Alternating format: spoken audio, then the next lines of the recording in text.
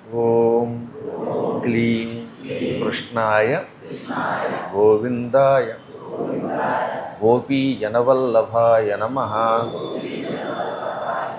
ఓం క్లీం కృష్ణాయ గోవిందాయ గోపీజనవల్లభాయ నమః. ఓం క్లీం కృష్ణాయ గోవిందాయ గోపీజనవల్లభాయ నమః. జై శ్రీరామ్.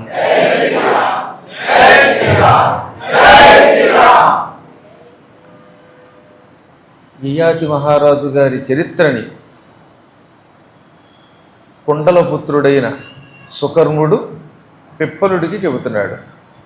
ఈ మొత్తం కథ అంతా విష్ణువు వేణునికి చెబుతున్నాడు.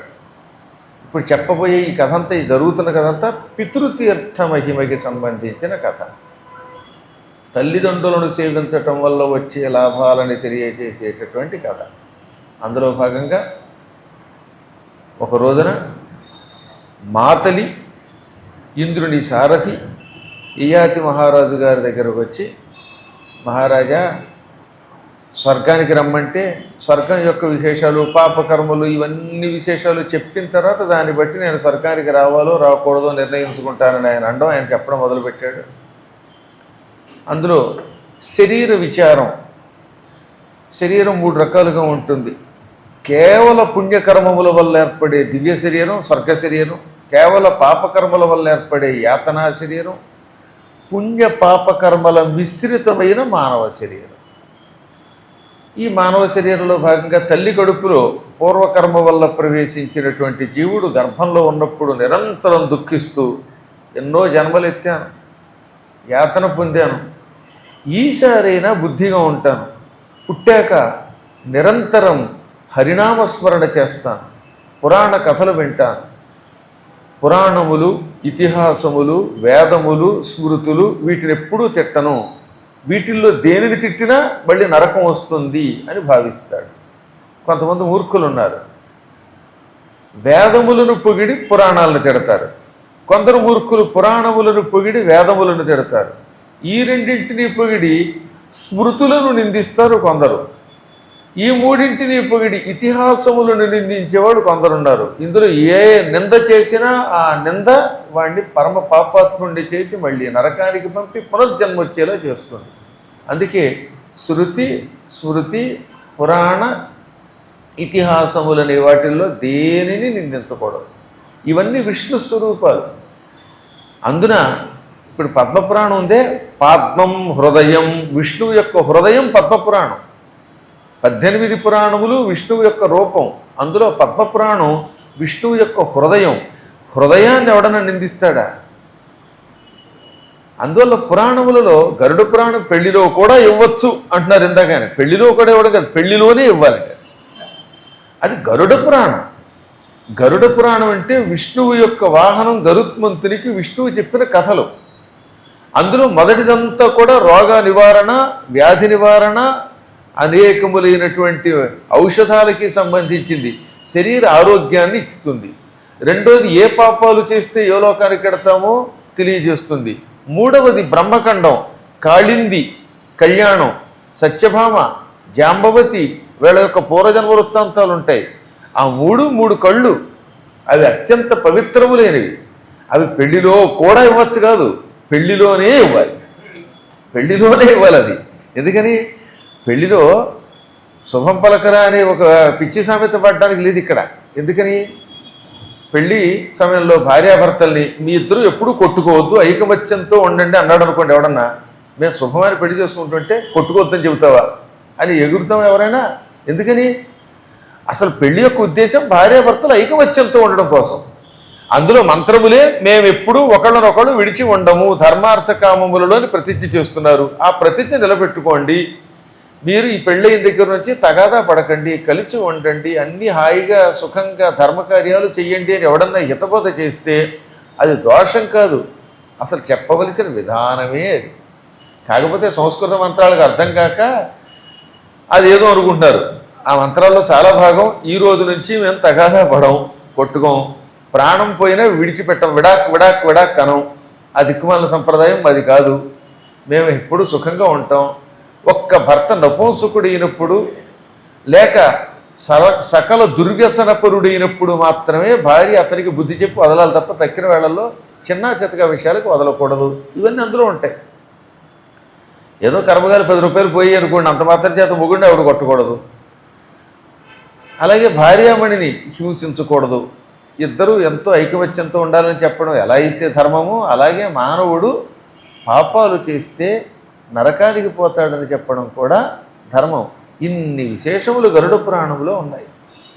అందువల్ల ఈ పురాణములను కానీ, ఈ ఇతిహాసములను కానీ, శృతులను కానీ, స్మృతులను కానీ వేటిలో దేనిని మనం నిరాకరించినా నిందించినా ఈ పాప ప్రాయశ్చిత్తానికి మళ్ళీ మళ్ళీ మళ్ళీ జన్మలెత్తవలసిందే కనుక గర్భంలో ఉన్నప్పుడు నేను నిరంతరం పురాణములు వింటాను, హరినామస్మరణం చేస్తాను అనుకుంటాడు పాపం. ఇది ఒక రకమైన వైరాగ్యం. అదే ప్రసూతి వైరాగ్యం అంటే. ప్రసూతి వైరాగ్యం అంటే ఇది కూడా నండోయ్. పురాణ వైరాగ్యము, ప్రసూతి వైరాగ్యము, శ్మశాన వైరాగ్యమని వైరాగ్యములు 3. వైరాగ్యత్రయము అంటే ఇదనమాట. అందులో ప్రసూతి వైరాగ్యం అనగా ఒక ఆవిడ గర్భవతి అయ్యింది, ఆ గర్భంలో వేవిళ్ల బాధ పొందింది, పిల్లాడు పుట్టేదాకా పిల్ల పుట్టేదాకా నానాయాతన పడింది కనుక చాలు బాబు ఇంకా కానుపు పొందకూడదు, నాకు సంతానం వద్దనిపిస్తుందిట. కానీ మొదటి సంతానమైన కొద్ది రోజులకి ఏమండి సెకండ్ ఇష్యూ ఎప్పుడండి అని ఆ పాత ఇష్యూ మర్చిపోతుంది. ఆ పాత ఇష్యూని టిష్యూ పేపర్తో తుడిచేస్తుంది, మళ్ళీ సంతానం పొందాలనుకుంటుంది. అది కూడా ప్రసూతి వైరాగ్యమే. ఇంకా రెండవది ప్రసూతి వైరాగ్యం అనే దానికి మరో అర్థం ఏమిటి? తల్లి కడుపులో ఉన్నప్పుడు పిల్లవాడు ఇంకా ఈ తల్లి కడుపుల్లో ప్రవేశించకూడదు, పునర్జన్మ లేకుండా చేసుకోవాలి అనుకుంటాడట పాపం. కానీ పుట్టాక అన్నీ మర్చిపోతాడు, మళ్ళీ పాపాలు పుణ్యాలు చేస్తాడు, దాంతో మళ్ళీ పుడుతున్నాడు. అందుకని ప్రసూతి వైరాగ్యం అన్నారు దాన్ని కూడా. ఇంచుమించుగా ఇక్కడ పుట్టిన వాళ్ళందరికీ కూడా గర్భంలో ఉన్నప్పుడు దుఃఖాలు సుఖాలు కలిగాయి. లోపల ఉన్నప్పుడు ఏడుస్తారు, అనవసరంగా పూర్వజన్మలో ఈ పాపాలు చేసాం, లేక ఈ దిక్కుమాలిన కర్మలు చేసాం, దానివల్ల మళ్ళీ తల్లి కడుపులో ప్రవేశించాం, మళ్ళీ పుడుతున్నాం, ఈ జన్మల నుంచి ఈ పరంపర నుంచి విముక్తి పొందాలి, శాశ్వత కైవల్యం పొందాలి, ఎకనైనా ఇందులో ప్రవేశించకుండా చేసుకుందాము అనుకుంటాట పాపం. కానీ తీరా పుట్టాక మర్చిపోతాడు. ఆ వైరాగ్యం అక్కడితో పోతుంది. మళ్ళీ పుట్టగానే అన్నీ మళ్ళీ మామూలే, మా అమ్మ మా నాన్న అని కొంతకాలం. స్కూల్లోకి వెళ్ళాక వాళ్ళని మర్చిపోతాడు. అక్కడ స్నేహితులు, తినకూడదు తినడం, చెయ్యకూడని పనులు చేయటం, మళ్ళీ పెద్దయ్యాక ఉద్యోగం, ఆ ఉద్యోగం యొక్క మళ్ళీ పెళ్ళి పెటాకులు, మళ్ళీ పిల్లల్ని కనడం, కొంపల మీద పడడం, పెట్టుబడులు పెట్టడం, ఇవన్నీ మాతో వచ్చేస్తే స్వర్గానికి అనుకుంటాడు పిచ్చాడు. ఎన్నాళ్ళైనా వైరాగ్యం లేదంటే ఇంట్లోంచి. కొంతమంది యావజ్జీవితం ఇంట్లో పడుంటారు తప్ప మొగుడు పెళ్ళం ఒకడు చూసుకుంటారు. ఒక్కనాడు ఒక పారాయణ చేస్తారా, ఒక పురాణం వింటారా, తీర్థయాత్రలు చేస్తారా, గృహమే సమస్తం అనుకుంటారు, కడుపే కైలాసం తనువే వైకుంఠం అనుకుంటారు. వైరాగ్యం లేకుండా మళ్ళీ మళ్ళీ మళ్ళీ అదే సంసారం చేస్తూనే ఉంటారు. టక్కన చచ్చిపోతారు, మళ్ళీ గర్భ నరకంలో ప్రవేశిస్తారు. ఈ గర్భ నరకం నుంచి విముక్తి పొందాలనుకున్నవాడు తల్లి కడుపులోంచి బయటికి రాగానే అన్నీ మర్చిపోవడమే ప్రసూతి వైరాగ్యం. ఇక తర్వాత ఏమిటనమాట, శ్మశాన వైరాగ్యం. ఎవడైనా చచ్చిపోయినప్పుడు శ్మశానానికి వెళ్ళినప్పుడు వాడిని తగలబెట్టేస్తూ ఉంటే, వాడిని పాతి పెడుతూ ఉంటే, ఉందండి మన బాడీ ఇంతే జీడి అనుకుంటాడు. కానీ మర్నాడు వీడి కేడి అయిపోతాడు. ఆ చచ్చినవాడు కాలిపోతున్నప్పుడు మనతో ఏం వస్తుందండి అంటాడా? ఏం వస్తుంది అన్నవాడు బడి ఇంటికి రాగానే టీ అంటాడు. ఆ ఒక్క టీ మర్చిపోయి మళ్ళీ కాఫీలు. ఈ 11 రోజులు కూడా మళ్ళీ వీడు మొహం తగలే, పొద్దున్నేమో అనకూడదు కానీ ఇడ్లీలు, మైసూరు బజ్జీలు అన్నీ మామూలే, కబుర్లు మామూలే.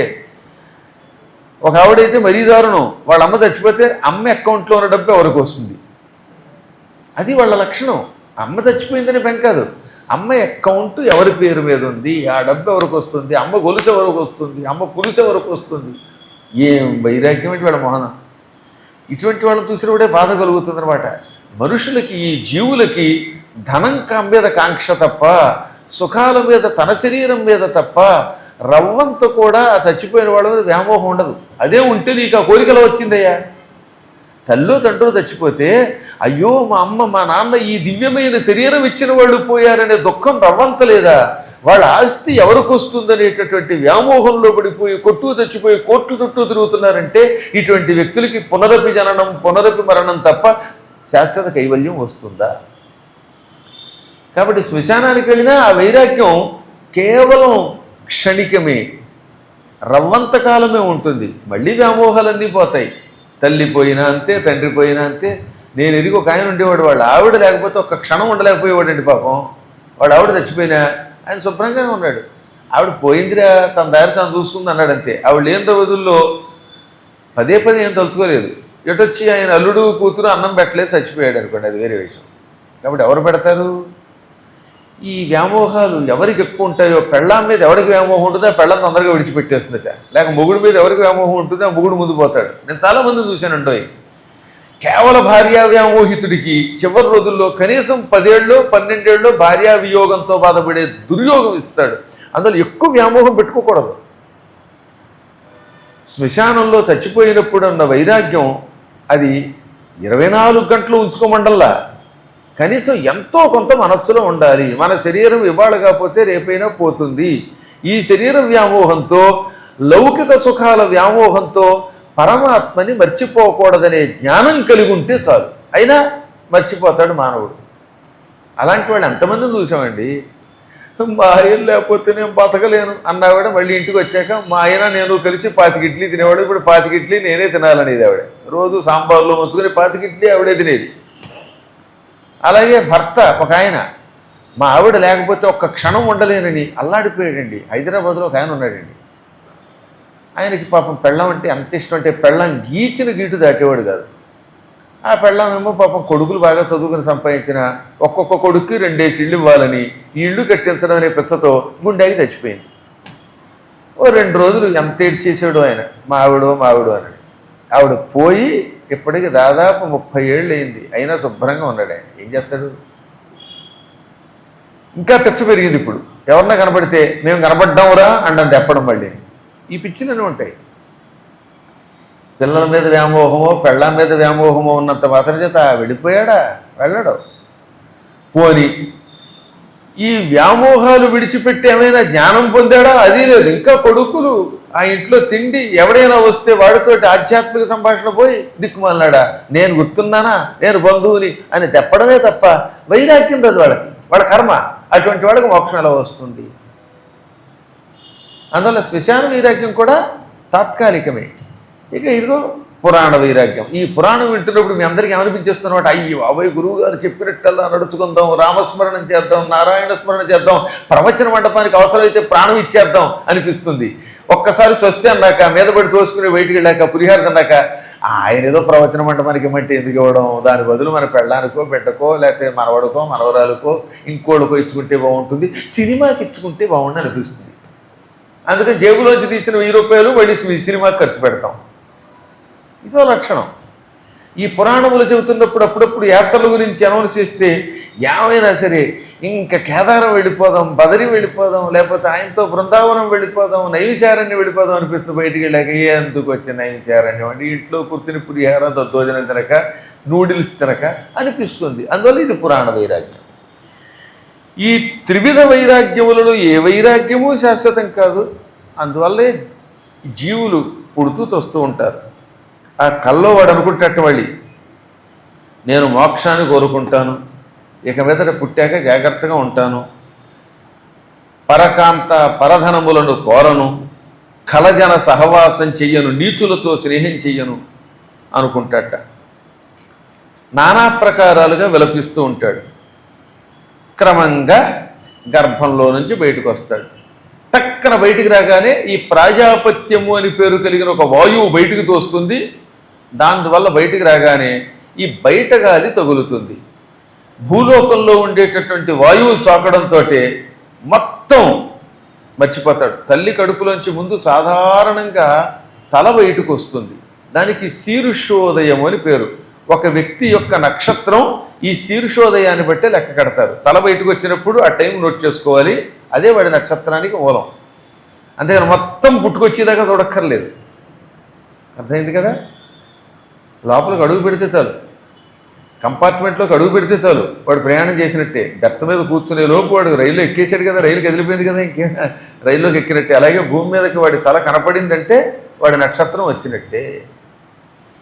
ఒక్కొక్కళ్ళు మాత్రం అరుదుగా శీర్షోదయం అవ్వదు, ఎదురు కాళ్ళతో, ముందు కాళ్ళతో బయటకు వస్తాడు. ముందు కాళ్ళు వచ్చి తర్వాత తలకే వస్తే వాళ్ళు ఎదురు కాళ్ళతో పుట్టారంటారు. వాళ్ళు మేనమావని ఢామని చంపేస్తారు. అందుకని మేనమావను చంపాలనుకున్నప్పుడు, గండంతో పుట్టాలనుకున్నప్పుడు కృష్ణుడు ఏం చేశాడు? ఎదురు కాళ్ళను పుట్టెను 7 దాదులను చంపినతడు. 7 పోయాక పుట్టాడు. అందుకే వీళ్ళందరికీ గండం అయ్యి పరమ దుర్మార్గుడైన కంసుడిని చంపడం కోసం ఎదురుగాళ్ళతో పుట్టాడు కృష్ణ పరమాత్ముడు. మీరు ఎదురుకాళ్ళతో పుట్ల, బెదురుకాళ్ళతో పుట్టుంటారు, తలకాయతో పుట్టుంటారు. ఎదురుకాళ్ళతో పుడితే వాడు మేనమావ పని అయిపోయినట్టే. ఎవరైనా మేనమావని బాగా గౌరవిస్తున్నారంటే వాడు ముందు తలకాయతో పుట్టాడని అర్థం అనమాట. మేనమావని ఏడిపిస్తున్నారంటే వాడు ఎదురుకాళ్ళతో పుట్టారు. చంపక్కర్లా, ఏడిపించినా చాలన్నారు. కాబట్టి మీ ఇంటికి వెళ్ళాక మీ మేనల్లుడు మీకు ఉన్న బంధం ఒకసారి తలుచుకోండి. మేనల్లుడు రాగానే మావయ్య నేను ఎల్కేజీ పేస్ అయిపోయా అని కాళ్ళకి దండం పెట్టాడంటే వాడు ఎదురుకాళ్ళతో పుట్టలేదని అర్థం, వాడు చక్కగా తలతో పుట్టాడని అర్థం. ఈ విధంగా వాడు శీర్షోదయమై బయటికి రావడంతో తల రావడంతో అన్నీ మర్చిపోతాడు. ఇంకెక్కడి నుంచి వీడికి రకరకాల దుఃఖాలన్నీ మళ్ళీ మామూలు అయిపోతాయి. తల్లి తండ్రి వాళ్ళని చూసి గుర్తుపెట్టడం, మేనత్తను చూసి గుర్తుపెట్టడం, జనాలను చూసి గుర్తుపెట్టడం, ఇవన్నీ అయిపోతాయి. గర్భవాస దుఃఖం అంతా మర్చిపోతాడు. యంత్రములో ఒక చెరుకుని పెడితే ఆ చెరుకు పిప్పి అయిపోతున్నావునా, చెరుకు గడల్ని యంత్రంలో పెడతారు, మీరు చూశారు కదా. ఆ యంత్రం గిర్రం తిప్పుతుంటే, ఇప్పుడేమో చేత్తో తిప్పడం మానేశారు, ఈ మిషన్తో తిప్పుతున్నారు. పూర్వం చేత్తోలా తిప్పుతుంటే ఆ రెండింటి యొక్క మధ్యలో ఈ గడ పెడతగానే ఆ గడ పిప్పి రసం కిందకు చేరుతుంది. అలాగే మానవుడు కూడా ఎన్నెన్నో బాధలు అనుభవించగా పిప్పి మిగిలినట్టుగా మళ్ళీ కొత్త శరీరం ధరిస్తూ ఉంటాడు. చిత్రం ఏమిటంటే, కొంతమంది ఉన్నారు కారణ జన్ములు, వాళ్ళు పిప్పి లాంటి శరీరం విడిచిపెట్టి కిందకొచ్చే చెరుకు రసం లాంటి వాళ్ళు. అందువల్ల ఒక వ్యక్తి చెరుకు పిప్పా చెరుకు రసమా అని ఎలా తెలుస్తుంది, ఎలా తేల్చుకోగలం? వ్యక్తి ప్రవర్తన సత్ప్రవర్తన పవిత్రము అయితే వాడు కారిన రసం వంటి వాడు. ఒక్కొక్క వ్యక్తి పరమ నీచుడు, క్షుద్రుడు, లోకద్రోహి, లోకకంటకుడు, పీడించేవాడు అయితే వాడు పిప్పి లాంటివాడు. కాబట్టి మానవులు 2 రకాలు. యంత్రములో పెట్టిన తరువాత పిప్పి అయిపోయి గడ మాత్రమే మిగిలినటువంటి వాళ్ళు కొందరు, అందులోంచి బయటకు వచ్చే చెరుకు రసం లాంటి వాళ్ళు కొందరు. సారముతో పుట్టిన పుణ్యాత్ములు అసారమైన పిప్పి లాంటి జీవులు మనం చూస్తున్నాగా. పరమ నీచ ప్రవర్తనతో ఉన్న వాళ్ళంతా ఆ మిగిలిపోయిన పిప్పి లాంటి వాడు. ఈ స్థితి రావాలంటే ఏది? యంత్రములో పెట్టిన తర్వాత బయటకు వచ్చే రసము వంటి పవిత్ర స్థితి రావాలంటే దానికి గురువుల యొక్క బంధం ఉండాలి, మహాత్ములతో సాంగత్యం ఉండాలి. సజ్జనులతో సాంగత్యము, గురువుల ఎడల భక్తి, ఇవి వాళ్ళని మహాత్ములుగా మారుస్తాయి, సారముగా మారుస్తాయి, రసంలా మారుస్తాయి. ఇక క్రమంగా పుట్టాడు, పెరిగాడు, ఏవేవో రకరకాలైన పనులు చేశాడు, సంపాదించాడు. క్రమంగా మళ్ళీ యథాప్రకారంగా వార్ధక్యంలోకి అడుగు పెట్టాడు. ఈ వార్ధక్యంలోకి అడుగు పెట్టగానే శరీరం అంతా కంపు రావడం మొదలు పెడుతుంది. ముసలి వాసన అంటారటండి దాన్ని. నిజంగా కూడా అది నిజమే. కొంతమంది దగ్గర ఒక విచిత్రమైన వాసన వస్తుంది, అదో గబ్బు వాసన. నవయౌవనంలో ఉన్నప్పుడు చెమట పడితే వచ్చే వాసన కంటే వార్ధక్యంలో వచ్చే వాసన మార్పు వచ్చేస్తుంది. అప్పుడు వాడికి తెలుస్తుందట, నోరు ఒక వాసన వస్తూ ఉంటుంది. అందుకే వార్ధక్యం వచ్చాక రోజుకు 3 సార్లు పళ్ళు తోముకోవాలన్నారు పెద్దలు. పొద్దుట, మళ్ళీ మధ్యాహ్నం, రాత్రి కూడా. సాయంత్రం ఉపన్యాసానికి వచ్చే ముందు పళ్ళు తోముకుని అప్పుడు గురువుగారు అంటే అవతల వాడు ఆ వాసన చూడగలుగుతాడు. ఈ పైకి వచ్చేసి గురువుగారు అని మూతి మీద మూతి పెట్టడం, నేను 3 రోజులు అన్నం తినలేకపోతున్నాను. ఇది మానవ లక్షణం. ఏం చేస్తాం, మానవుడి శరీరానికి అటువంటి దరిద్రం వచ్చింది. అందులో శరీరంలో చెమటలో మార్పు వస్తుంది, నోటి దుర్వాసన వస్తుంది, ముక్కులలోంచి చెవులలోంచి విచిత్రమైన వాసన వస్తుంది. ఎంత మాట చెప్పాడంటే ఇక్కడ, తనమే నిమలమును తన మేని మలములను మూర్కొన్న జాలక ముక్కు మూసి కొనుచును నెవ్వండును దేహమున విరక్తిని నెనయడు నృపమోహ మహిమమేమని చెప్పన్. తన శరీరములో ఉన్న దుర్వాసనలను తాను కూడా పెంచలేట్టు కొంతకాలానికి. వాడి చెమట తెలుస్తుంది, వాడి మలమూత్రములైనా అది ఇంప. మంచం మీద పడ్డాడండి పాపం ముసలైన, కదలలేడు, అక్కడే మలమూత్రాలు విడిచిపెడుతున్నాడు. విసుగొస్తుంది. ఎవరైనా ఇందులోంచి లేపండిరా బాబు, పడుకోబెట్టండిరా, ఈ దుప్పటి తీయండిరా, మార్చండిరా అందాం అనుకుంటాడు, కానీ అనలేడు. ఒకవేళ అన్న ఇంట్లో వాడు పట్టించుకోరు. ఓ 2 రోజులు నాన్నగారిని మీ ఇంట్లో పెడతానంటే 2 రోజులు చూడలేకపోతున్నారు. ఇవాళ బాబాయ్ కుదరదండం. పెద్ద కొడుకు చిన్న కొడుకు దగ్గరికి వెళ్ళమంటాడు, చిన్న కొడుకు ఇంకోటి దగ్గరికి వెళ్ళమంటాడు, వాడు ఇంకోటి అంటాడు. చివరికి వృద్ధాశ్రమంలో చేరుస్తారు. ఆ వృద్ధాశ్రమంలో మంచివాళ్ళు అయితే చూస్తారు, వాళ్ళేనే ఎంత చూడగలుగుతారు పాపం. ఆ వాసన తన మలమూత్రాల వల్ల పడి కొట్టుబిట్టాడుతూ చూడలేక గజగజలాడిపోతాడు, ముక్కు మూసుకుంటాడు. కానీ చిత్రం ఏమిటో తెలిసిన, ఇలా ముక్కు మూసుకొనుచును ఎవ్వండును దేహమున విరక్తిని నెనయ్యాడు. అయినా శరీరం మీద మాత్రం వ్యామోహం విడిచిపెట్టట, చచ్చిపోతానేమో అని భయం వాడికి. ఆ టైంలో వీడికి తాత్కాలిక వైరాగ్యం వస్తుంది. అందుకని వెంకటేశ్వర స్వామి నన్ను బతికించు, శివుడా నన్ను రక్షించు. ఇంక ఏ దేవుడు కనబడితే దేవుడు. ఇంకా నయ్యం, దిక్కుమాలను ఇంకో 2 దేవుళ్ళు తలుచుకోలేదు. దేవుళ్ళని పేరుతో ఉన్న 2 పిశాచాలను తలుచుకుంటే అదో సంతోషం. అలా కూడా వెళ్ళిపోయిన వాళ్ళు ఉన్నారు కొంతమంది అనమాట. అటువంటి వాడి దగ్గర మతం మార్చడానికి వస్తారు దరిద్రులు కొందరు. వాడే చదవడానికి సిద్ధంగా ఉంటే వీడు వాడి దగ్గరికి వెళ్ళి ఆఖరిసారిగా మమ్మల్ని తలుచుకో అని చెక్క మొక్క పట్టుకెళ్తాం.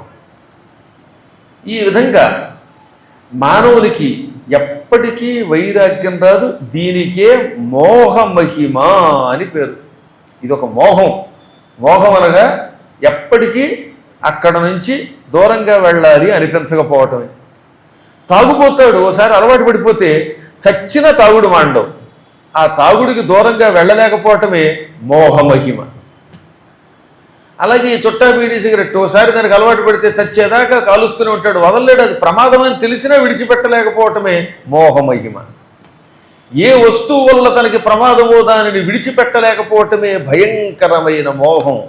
ఈ మోహం కొందరికి పెళ్ళాం రూపంలో పట్టుకుంటుంది, కొంతమందికి భర్త రూపంలో పట్టుకుంటుంది, కొంతమందిని పిల్లల రూపంలో పట్టుకుంటుంది. పిల్లలు తిట్టినా కొట్టినా నా ఆస్తి పిల్లలకే అంటాడు తప్ప పద్మాగర్ గారికి వాడు. వాళ్ళ పిల్లలు చావబడుతున్నా తిడుతున్నా కోర్టుకు లాగినా నా పిల్లలండి నా దగ్గర ఉండేలా చేయండి, నా ఆస్తి మొత్తం వాళ్ళకి ఇచ్చేలా చేయండి, మీకు మాత్రం ఓ కుళ్ళిపోయిన అరటిపండు ఇస్తామండి దక్షిణగా అంటారు తప్ప ఆ మోహంలో నుంచి బయటికి రాలేదు. ఏదో మీలాంటి జ్ఞానుల్ని పక్కన పెట్టండి, మీరు మహానుభావులు జ్ఞానులు, వాటికి అతీతంగా ఉంటారు. అందువల్ల మోహం అంత విచిత్రమైనది. తనువు జన్మంబున నెయ శుద్ధంబుగాన తద్విశుద్ధికి కడగరు తత్వవిధులు సర్వకర్మంబులందును జంతువులకు భావశుద్ధియే ముఖ్యము పార్థివేంద్ర. తనువు అంటే శరీరం పుట్టుకతోటే అశుద్ధము. తల్లి కడుపులోకి పిల్లాడు పుట్టాడా, ఆ పుట్టిన పిల్లాడు ఎలా ఉంటాడు? అశుద్ధంగానే ఉంటాడు, అపవిత్రంగా ఉంటాడు, రక్తము నానా చెత్త చెదారంతో. అందుకని వాడు ఏం చేయాలంటే కడగాలి, స్నానం చేయించాలి, పురిటి స్నానం చేయించాలి. ఇప్పుడు పూర్వంలాగా పురిటి స్నానాలు కుదరడం లేదు. ఎందుకంటే పూర్వం అమ్మమ్మల ఇంట్లో పుట్టేవారు, అమ్మాయి పురిటికి తన పుట్టింటికి వెళ్ళేది. అందుకని అమ్మమ్మలు తాతయ్యలు దగ్గరుండి చూసుకునేవారు, అమ్మమ్మ దగ్గర ఉండేది, పురిటి పోసేది. అమ్మమ్మల ఇంట్లో పుట్టినంతకాలం చచ్చేటప్పుడు అమ్మా నాన్న అని ఏడవకుండా సుఖంగా ఆరోగ్యంగా ఉన్నారు. ఇప్పుడు ఆసుపత్రుల్లో పుడుతున్నారు. పుట్టడం ఎక్కడ పుడుతున్నారు? హాస్పిటల్. అందుకే ఎప్పుడూ హాస్పిటలైజేషనే, హాస్పిటాలిటీ లేదు, హాస్పిటలైజేషనే తప్ప.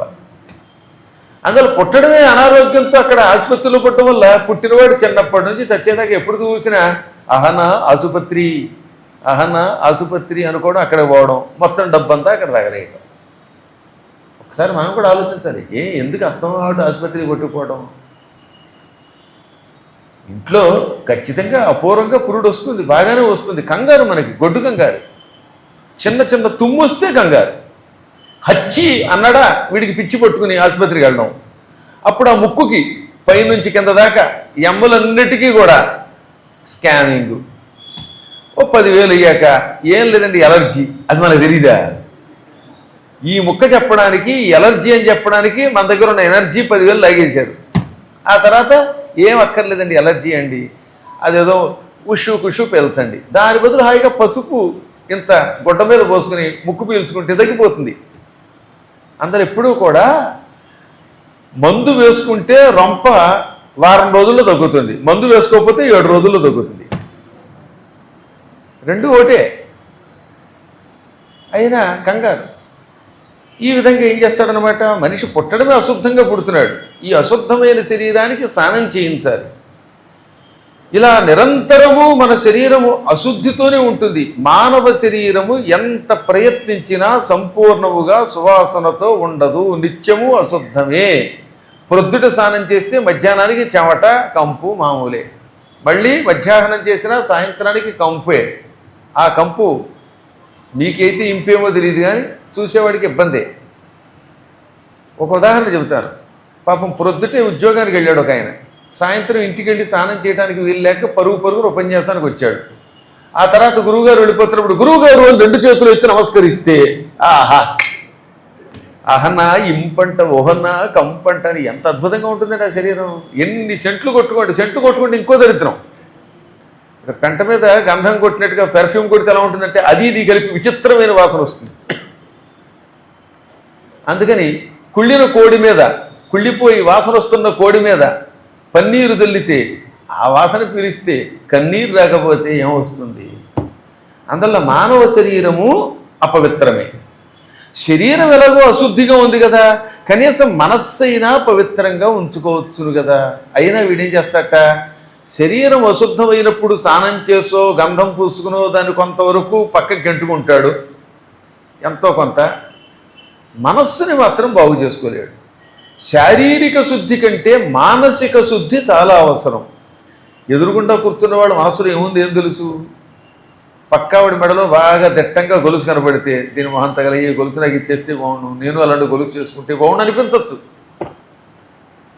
లేదా ఎక్కడో అందగాడు మహానుభావుడు మన్మధుడు లాంటి వాడు నాలాంటి వాడు కనబడితే ఇలాంటి మన్మధుడు లాంటి వాడు భర్త అవ్వకుండా నా దిక్కుమాలుడు వచ్చాడు అనిపించవచ్చు. చెప్పలేంట. ఈ మనస్సు విచిత్రమైనది. అందువల్ల మనస్సులో ఉన్నటువంటి లక్షణములు అందరం కనిపెట్టలేం. మానసికంగా కూడా అశుద్ధిగానే ఉంటాడు మానవుడు. ఈ రెండింటినీ కూడా బాగు చేసుకోవాలి. శరీర శుద్ధికి స్నానం చేసినట్టే మనశ్శుద్ధికి సత్సాంగత్యం చెయ్యాలి. సత్సాంగత్యమే గంగా నది అయి మనస్సుని బాగు చేస్తుంది. మహాత్ములతో స్నేహం వల్ల, అద్భుతమైన కథలు వినడం వల్ల, పురాణ పురుషుల చరిత్ర వినడం వల్ల క్రమక్రమంగా మన మనస్సులో వచ్చే కొన్ని నికృష్టపు ఆలోచనలు దూరం అవుతాయి. అన్నీ అవ్వవు కానీ చాలా వరకు మనిషి పవిత్రుడు అవుతాడు. నిత్యం దొంగతనం వల్ల వచ్చే నష్టం చెప్పగా చూస్తూ దొంగతనం చేయలేడు. చెప్పులు దొంగతనం చేస్తే వచ్చే జన్మలో ఎటువంటి జన్మెత్తుతామో చెప్పాం కదా ఒకసారి మీకు. మళ్ళీ ఇంకో ఇంట్లో పుడతాం. ఎవడు చెప్పులు దొంగతనం చేస్తే వాడింట్లో పుట్టి వాడు రుణం తీర్చుకోవాలి. డబ్బు మీద వ్యామోహం, కొంప మీద వ్యామోహం ఉంటే వాడు కుక్కై పుడతాడు. ఇలాంటివన్నీ తెలుసుకుంటే అప్పుడు కొంచెం జాగ్రత్తగా ఉంటాడు. భగవంతుడు సొమ్ము తినేశాడు అనుకుందా ఎవడైనా, అటువంటి వాడు వచ్చే జన్మలో పుచ్చు కుక్క, గజ్జి కుక్క, కుంటి కుక్కగా పుడతాడు. అందుకని సత్సాంగత్యంలో ఇలాంటివి చెబుతారు, భగవద్భజన చెబుతారు, ప్రవర్తన ఎలా ఉంటే నీచ జన్మ వస్తుందో చెబుతారు. దానివల్ల భావశుద్ధి కలుగుతుంది. మనస్సు పవిత్రంగా లేనప్పుడు, భావశుద్ధి లేకపోతే అటువంటి వాట ఎన్ని తీర్థాలలో మురిగినా వ్యర్థమే. భావదుష్టుడైన ప్రాణి తీర్థములందు మునిగినను తపంబుల నరిచినను సాహసమున తుదకు జ్వలన ప్రవేశంబు చేసినను విశుద్ధి చెందలేడు. మనస్సు అపవిత్రంగా ఉన్నంతకాలం గంగానదిలో ములిగిన, యమునా నదిలో ములిగిన, కృష్ణవేణి నదిలో ములిగిన, గోదావరిలో ములిగిన, చర్మణవతిలో ములిగిన, గోమతిలో ములిగిన, నర్మదలో ములిగిన ఆ వ్యక్తి ఎన్ని తపస్సులు చేసినా చివరికి అగ్నిలో ప్రవేశించి కాలిపోయినా వాడు పవిత్రుడు కాడు. ఎందుకంటే మనస్సులో అన్ని అపవిత్ర ఆలోచనలే కనుక. సురాకుంభమివాపగా అన్నారు. అనగా కల్లు కొండని ఎన్ని నదులైనా పవిత్రం చెయ్యగలవా. సంస్కృతంలో సురాకుంభమివాపగాహ. ఆపగాహ అంటే నదులన్నీ సురాకుంభం ఇవ కల్లుకొండను పవిత్రం చెయ్యలేవు. తెలుగులో పోతన గారు అయితే అందంగా అనువాదం చేశాడు. నరవర మధుఘటము పెక్కు నదులుంబోలెన్. ఇప్పుడు మాటల్లో చెప్పుకుందాం. ఓ బ్రాందీ సీసా పట్టుకొచ్చి అక్కడ పెట్టాడండి. సీల్డ్ సీసా, దాని నిండా లోపల మద్యం ఉంది. దాని మీద శుభ్రంగా ఒక గొడ్డ వేసి పంచామృతాలతో అభిషేకించండి. అనంతరం గంగాజలం, కృష్ణాజలం, యమునాజలం, లేదా కేదారంలో ఉన్న నీరు, బదరీలో ఉన్న నీరు, సముద్రంలో సేతుబంధంలో ఉన్న నీరు, ఇటువంటి నదుల యొక్క, నదముల యొక్క, సముద్రముల యొక్క జలములు తీసుకొచ్చి అభిషేకం చేయండి. అభిషేకం చేశాక సీసా బయటికి తీస్తే అది పవిత్రం అవుతుంది అవ్వదు. ఎందుకని లోపల ఏముంది? దిక్కుమాలిన మద్యం ఉంది. మద్యం ఉన్నంత వరకు మద్యభాండములు ఎన్ని నదులైనా పవిత్రము చెయ్యలేవు. ఇప్పుడు ఆ సీసా పవిత్రం అవ్వాలంటే, ఆ కొండ పవిత్రం అవ్వాలంటే ఏం చేయాలి? కళ్ళు కొండలో ముందు కళ్ళు పారబోసేయి, శుభ్రంగా కడిగేయి, అప్పుడు దాని మీద అభిషేకం చేయి. అది పవిత్రం అవుతుంది, శుచి అవుతుంది. ఈ సీసా బాగుపడాలంటే ఆ సీసాలో ఉన్న మద్యం తీసి అప్పుడు దాన్ని నదుల జలముతో శుభ్రం చేయి, అది శుభ్రం అవుతుంది. అనేకమైన నదులు మద్యభాండమును మద్యం ఉన్నంత వరకు పవిత్రం ఎలా చేయలేవో, నీ మనస్సులో అపవిత్రమైన ఆలోచనలున్నంత కాలం నువ్వు ఎన్ని నదులలో ములిగినా, ఎన్ని ఆలయములకు వెళ్ళినా, ఎన్ని తీర్థయాత్రలు చేసినా పవిత్రుడవు కాలేవు. ఈ లోపల ఉన్న ఆలోచనలు, కుళ్ళ ఆలోచనలు మద్యం వంటివి. నీ శరీరం మద్య భాండం వంటిది. ముందు ఆ మద్యం పారబోయి, అప్పుడు నువ్వు సద్య పవిత్రుడు అవుతావు. ఆలోచనలు పోయినప్పుడు, అపవిత్రపుట ఆలోచనలు పోయినప్పుడు మాత్రమే వాడు గంగలో స్నానం చేస్తే పవిత్రుడు అవుతాడు. లేకపోతే వాడు ఏమైనా పవిత్రుడు కాలేడు. ఈ పద్మపురాణంలో ఉన్న శ్లోకాన్ని యథాతథంగా కాశీఖండంలో వ్యాసుడు చెప్పాడు. మళ్ళీ శ్రీనాథుడు కాశీఖండాన్ని అనువాదం చేశాడు. అనువాదం చేసి ఈ పద్యం ఎంత అందంగా ఇచ్చాడండి. శ్రీనాథుడు రాసినంత అందంగా పద్యం ఎవరు రాయలేరేమో అనిపిస్తుంది. అగస్త్యుడు లోపాముద్రతోటి గంగా నదీ స్నానం వల్ల అందరూ పవిత్రులు అవుతారనగానే, అయితే ఎంత దుర్మార్గుడైనా నీచుడైనా గంగలో ములిగితే పవిత్రుడైపోతాడా అని మళ్ళీ అడిగింది. అప్పుడు ఆయన అంటాడు, వెర్రిదానా, గంగలో ములిగితే పవిత్రుడవ్వాలంటే వాడి మనస్సు కూడా బాగుండాలి. బిసరుహ పత్రలోచన కృపీటములందు మునింగియాడవే మొసళులు మీలు కర్కటకముల్ కమఠంబులు వాని కబ్బునే అసదృశమైన తీర్థఫలమట్టి విధంబు సుమీతలంప మానసముగు తీర్థమాడని జనంబులకు బహుబాహ్య తీర్థముల్. ఓ పద్మాక్షి, గంగలో స్నానం చేసినంత మాత్రం చేతే ఒక వ్యక్తి పవిత్రుడు అవ్వాలి అనుకుంటే, గంగలో ఈ మనిషి కంటే ముందు ఇంకా చాలా జీవులు ఉన్నాయిగా. కృపీటములు అంటే నీళ్లు. కృపీటములలో, నీళ్లల్లో మునింగి ఆడవే, ములుగుతున్నాయి, తేలుతున్నాయి, ఆడుకుంటూ తిరుగుతున్నాయి. అందులో మొదటి ఏమిటి? మొసళ్ళు. ఎన్ని మొసళ్ళు ఉన్నాయి అందులో.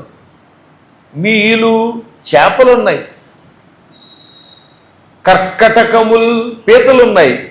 కమఠంబులు, తాబేళ్లు ఉన్నాయి.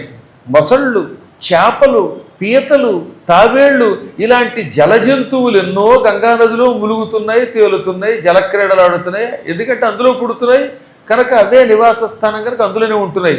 కానీ ఈ మొసళ్ళకి కానీ, ఈ చేపలకి కానీ, ఈ పీతలకి కానీ, ఈ తాబేళ్లకి కానీ మోక్షం రావడం లేదు, గంగా స్నాన ఫలం రావడం లేదు. కారణం ఏమిటి? అది గంగా, అందులో ములిగితే పవిత్రులమవుతామనే ఊహ వాటికి లేదు గనక. ఇప్పుడు మనం కూడా అంతే, గంగ చాలా గొప్పది అనే భావన కలిగి, పవిత్రత కలిగి స్నానం చేయాలి తప్ప లోపలేమో పక్కవాడు చచ్చిపోవాలి, వాడి ఆస్తి నాకు రావాలి, దాన్నే ముదనష్టపు ఆస్తి అంటారు. అది ముదనష్టం కాదు, మృత నష్టపు. ఎవడన్నా చచ్చిపోతే ఆ ఆస్తి మనకు రావటం. మృత నష్టపు ఆస్తే వ్యవహారంలో ముదనష్టం అయింది. ఈ ముదనష్టం అంటే కొంచెం జాగ్రత్తగా వినాలి. ఒక ఆవిడ ఉందిట, భీమవరంలో ఉంది. ఆవిడకో ఇల్లు ఉంది, బంగారం లాంటి ఇల్లు, ఒక 500 గజాల్లో వండర్ఫుల్ అయిన కొంప ఉంది. పాపం పిల్లలు లేరు, నాన్నవాళ్ళు. ఎవడో దొరికాడు, ఒరే రారా, నువ్వు నాకు చుట్టం అవుతావురా, నా ఇల్లు నీకు రాసి చేస్తున్నాను, నన్ను మాత్రం ముసలితనంలో జాగ్రత్తగా చూసుకోండి. అలాగేనన్నాడు. ఆ ఇంట్లో చేరాడు. ఆ ఇల్లు ఆవిడ రాసేసింది. తీరా ఇల్లు రాసిన వెంటనే ఆవిడ చచ్చిపోయింది. వెంటనే ఇల్లు వీడికి వచ్చేసింది. ఇది మృత నష్టపు ఆస్తి. ఆవిడ మృతం అయ్యింది, ఆవిడ నష్టం అయిపోయింది, ఆవిడ ఆస్తి ఈయనకి వచ్చింది. ఇదనమాట. మృతురాలై తాను నష్టం అయిపోగా తనకి నష్టమైన ఆస్తి వాడికి ఇచ్చింది. వాడు ఒక్కరోజు కూడా గట్టిగా చూడలేదు. వాడు 2 ఏళ్ళు 3 ఏళ్ళు ఆవిడ చూసిన తర్వాత ఆస్తి మనకు వస్తే చాలా లాభం అట. ఆ ఆస్తి మనకు శుభం కలిగిస్తుంది. కానీ ఒక ఆస్తి మనకి ఆవిడ రాసిన వెంటనే ఆవిడ చచ్చిపోయి ఆవిడకి మనం సేవ చేయకుండా అప్పరంగా కొట్టేస్తే ఇది మృత నష్టపు ఆస్తి అవటం వల్ల ఈ ఆస్తిని స్వీకరించిన వాడు చచ్చాక నరకానికే పోతాడు. అయితే ఇప్పుడు వీడేం చెయ్యాలి? వీడేం కావాలని ఆవిడ చంపలేదు కదా, ఆవిడ కర్మకాలి, వీడికి ఆస్తి రాయిగానే చచ్చింది. అప్పుడు వాడేం చేయాలి? అప్పరంగా వచ్చింది ఆస్తిని తానంతా అనుభవించకుండా ఈ ఇంటిలో ఒక భాగం ఎంతో కొంత అద్దెకిచ్చి ఆ అద్దె వల్ల వచ్చిన సంపద తాను బతుకున్నప్పుడు కనీసం ఒక 5 ఏళ్ళలో 10 ఏళ్ళలో తాను ఎంతకాలం బతికితే అంతకాలం దానిని దానం చేయడానికి వాడాలి. వాడితే అప్పుడు ఆస్తి మొత్తం కుటుంబానికి శుభం కలిగిస్తుంది. లేదా అది మొదనష్టపాస్తి అవటం వల్ల ఎవ్వడికి పెట్టకుండా మొత్తం ఆ అద్దె, ఆ డబ్బులు, ఆ ఇల్లు వాడొక్కడే అనుభవించడం వల్ల ఆ పాపం వల్ల వాడు చచ్చాక నరకం పాలి మళ్ళీ వచ్చే జన్మలో ఇల్లు లేకుండా యావత్ జీవితం అద్దింట్లో పడి ఉంటాడు, లేదా రోడ్డు మీద పడి ఉంటాడు, ప్లాట్ఫారం మీద బతుకుతాడు. వాడి బతుకు సంచార బతుకు అవుతుంది. దీన్ని మొదనష్టపాస్తి అన్నారు. ఇదే గరుడ పురాణంలో గురువు గారు అనువాదంలో అందించారు. అందువల్ల గరుడ పురాణం ఎంత గొప్పదో మీకు తెలియదు. దాని గురించి ఎన్నిసార్లు చెప్పినా తక్కువే. గరుడ పురాణం ఎందుకన్నారంటే పురాణం గారుడం పుణ్యం సర్వ పాప వినష్టకం. పురాణం గరుడ పురాణం పుణ్యప్రదమైనది, సకల పాపాలని తొలగిస్తుంది. శృణ్వతాం కామనాపూరం, విన్నవాడికి కోరికలన్నీ తీరుస్తుంది. మీరు వినండి ఆ పురాణం, లేక చదవండి. చదివినా విన్నా పూజించినా వాడు అనుకున్న కోరికలు నెరవేరతాయి. నేను కళ్ళారా చూశాను. ఇల్లు కట్టుకోవాలనుకున్నవాడు గరుడ పురాణం పారాయణం చేస్తే ఇల్లు కట్టుకున్నాడు. పెళ్ళ ఒక యావజ్జీవితం ఏడుస్తున్నటువంటి వాడు గరుడ పురాణం పారాయణం చేస్తే సంపూర్ణముగా శ్రద్ధతో 9 రోజులు పారాయణ చేస్తే, గరుడ పురాణం ఎప్పుడు 9 రోజులు పారాయణ చేయాలి. నవాహ దీక్షతో పారాయణ చేయగానే వాడికి పెళ్ళయింది. కాబట్టి పెళ్లి కాని వాడికి ఆ సలహా ఇవ్వండి, గరుడ పురాణం 9 రోజులు పారాయణ చేయమనండి. అలా ఎన్నో శుభాలు కలిగిన వాళ్ళు ఉన్నారు. పాపిష్టి సంపద మన దగ్గరకు వస్తే ఆ పాపిష్టి సంపద యొక్క ప్రభావం మన మీద పడకుండా ఉండాలంటే గరుడ పురాణం చదవాలి. అందులో ఇలాంటి ఎన్నెన్నో రహస్యాలు ఉన్నాయి. కాబట్టి గుర్తుపెట్టుకోవాల్సింది ఏమిటంటే, మనం ఈ స్నానములు చేస్తున్నంతకాలం మొసళ్ళు చేపల్లాగా స్నానం చేయకూడదు. అందులో స్నానం చేస్తున్నప్పుడు పక్కవాడు కావాలి, వాడి ఆస్తి రావాలి, లేకపోతే ఇంకోటి కావాలి, అది కావాలి, ఇది కావాలి, ఇతరులకి ద్రోహం కోరుకోవాలి, ఇలాంటి ఆలోచనలు మనస్సులోకి రాకూడదు. ఆ ఆలోచనలు ఉన్నంతకాలం వీడు పరమ పాపాత్ముడు. వీడి శరీరం కల్లుకొండ వంటిది. వీడు గంగలో ములిగినా గంగా నది ప్రభావం వీడి మీద రవ్వంత కూడా చూపించదు. ఆ పుణ్యం రాదు. అందులో ఎప్పుడు గంగలో స్నానం చేసినా బ్రహ్మానందంతో స్నానం చేయాలట. ఆహా, జగన్మాత గంగా విష్ణు పాదాల నుండి పుట్టావు, శివుడి జటాజోటంలో చేరావు, ఇక్కడ ఈ భూమి మీద ప్రవహిస్తున్నావు, నీవు మా జగన్మాతని, నీలో స్నానం చేస్తున్నాం, మా సకల కిల్బిషాలు, మా పాపాలన్నీ తొలగించు, మమ్మల్ని అనుగ్రహించు అంటూ అత్యంత భక్తితో, ప్రీతితో, శ్రద్ధతో స్నానం చెయ్యాలి. అలా స్నానం చేయండి, ఏదో ఈత కొట్టడానికి సరదా కోసం కాకుండా. అందుకే సంకల్పం చెప్పుకుంటున్నప్పుడే గంగని తాకుతున్నప్పుడు జగన్మాతని ముట్టుకున్నట్టు భావించాలి. దేవీ భాగవతంలో 9వ స్కంధంలో చెప్పారు, సాక్షాత్తు రాధాకృష్ణుల శరీరమే గంగగా మారిపోయింది. రాధాకృష్ణుల శరీరమే గంగ. ఎందులో ఉంటుంది? ఇది దేవీ భాగవతంలో 9వ స్కంధంలో ఉంటుంది. అంతటి రాధాకృష్ణుల శరీరములో నేను స్నానం చేస్తున్నానని సంకల్పం చెప్పుకొని స్నానం చేసిన వాడు చచ్చాక శాశ్వతంగా గోలోకంలో ఉంటాడు. ఆ భావన లేకపోతే ఏదో అందులో తిరుగుతుంటారు. అందులో చేపలు పట్టుకునే వాళ్ళు తిరిగినట్టే, లేకపోతే ఏదో స్నానం చేసినట్టే తిరిగితే దానివల్ల ఏ ప్రయోజనం ఉండదు. కాబట్టి నదులలో స్నానం చేసేటప్పుడు కూడా పవిత్రమైన మనస్సు, భావశుద్ధి ఉండాలి. ఒకసారి ఒక జన్మలో ఒక వ్యక్తి ఒక ఆమెను భార్యగా భావించాడు. వచ్చే జన్మలో ఈ భార్య కర్మగాలి చెల్లెలుగా పుట్టచ్చుటండి. ఇంకో జన్మలో తల్లిగా పుట్టచ్చు. శరీరం విడిచిపెట్టాక బంధములు ఏమవుతాయో తెలియదు. కాబట్టి బంధములన్నీ ఇక్కడే ఉంటాయి. ఈ భవబంధములన్నీ తొలగడం కోసమే నదీ స్నానం, సత్సాంగత్యం చెయ్యాలి. ఇక అన్నిటికంటే పదే పదే ఇక్కడ భావశుద్ధి అని ఎందుకన్నాడో తెలిసిన, నీ భావం వల్లే కోరికల్లో మార్పులు వస్తాయి. ఉదాహరణకి తన భార్యని కౌగిలించుకున్నప్పుడు ఒక వ్యక్తికి వచ్చే భావం ఒక రకంగా ఉంటుంది. ఈ వ్యక్తే తన కూతుర్ని కౌగిలించుకున్నప్పుడు నా తల్లి అని పుత్రికా వాత్సల్యం చూపిస్తాడు.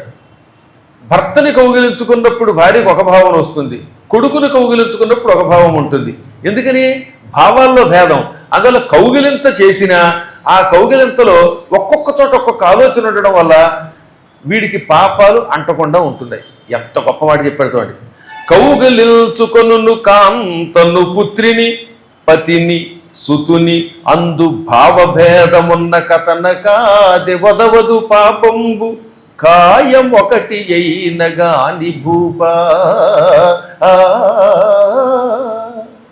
ఒకే వ్యక్తి, మగవాణ్ణి తీసుకుందాం, కూతుర్ని కౌగిలించుకున్నప్పుడు అక్కడ ఏముంటుంది? పుత్రిక వాత్సల్యం. నా తల్లి నా చిన్నపిల్లని ఎంతో ప్రేమగా దగ్గర తీసుకుంటాడు. అందులో అతనికి వాత్సల్యం ఉంటుంది. అదే భార్య దగ్గర కామభావం ఉంటుంది. అలాగే స్త్రీ కూడా భర్తని పొందినప్పుడు ఒక రకంగా ఉంటుంది. అదే కొడుకుని దగ్గరికి తీసుకున్నప్పుడు అక్కడ వాత్సల్య భావం ఉంటుంది. ఈ శరీరంతో ఇద్దరిని ముట్టుకున్నప్పుడు ఎందుకు వీడికి పాపం రావడం లేదంటే భావభేదం ఉంది కనుక.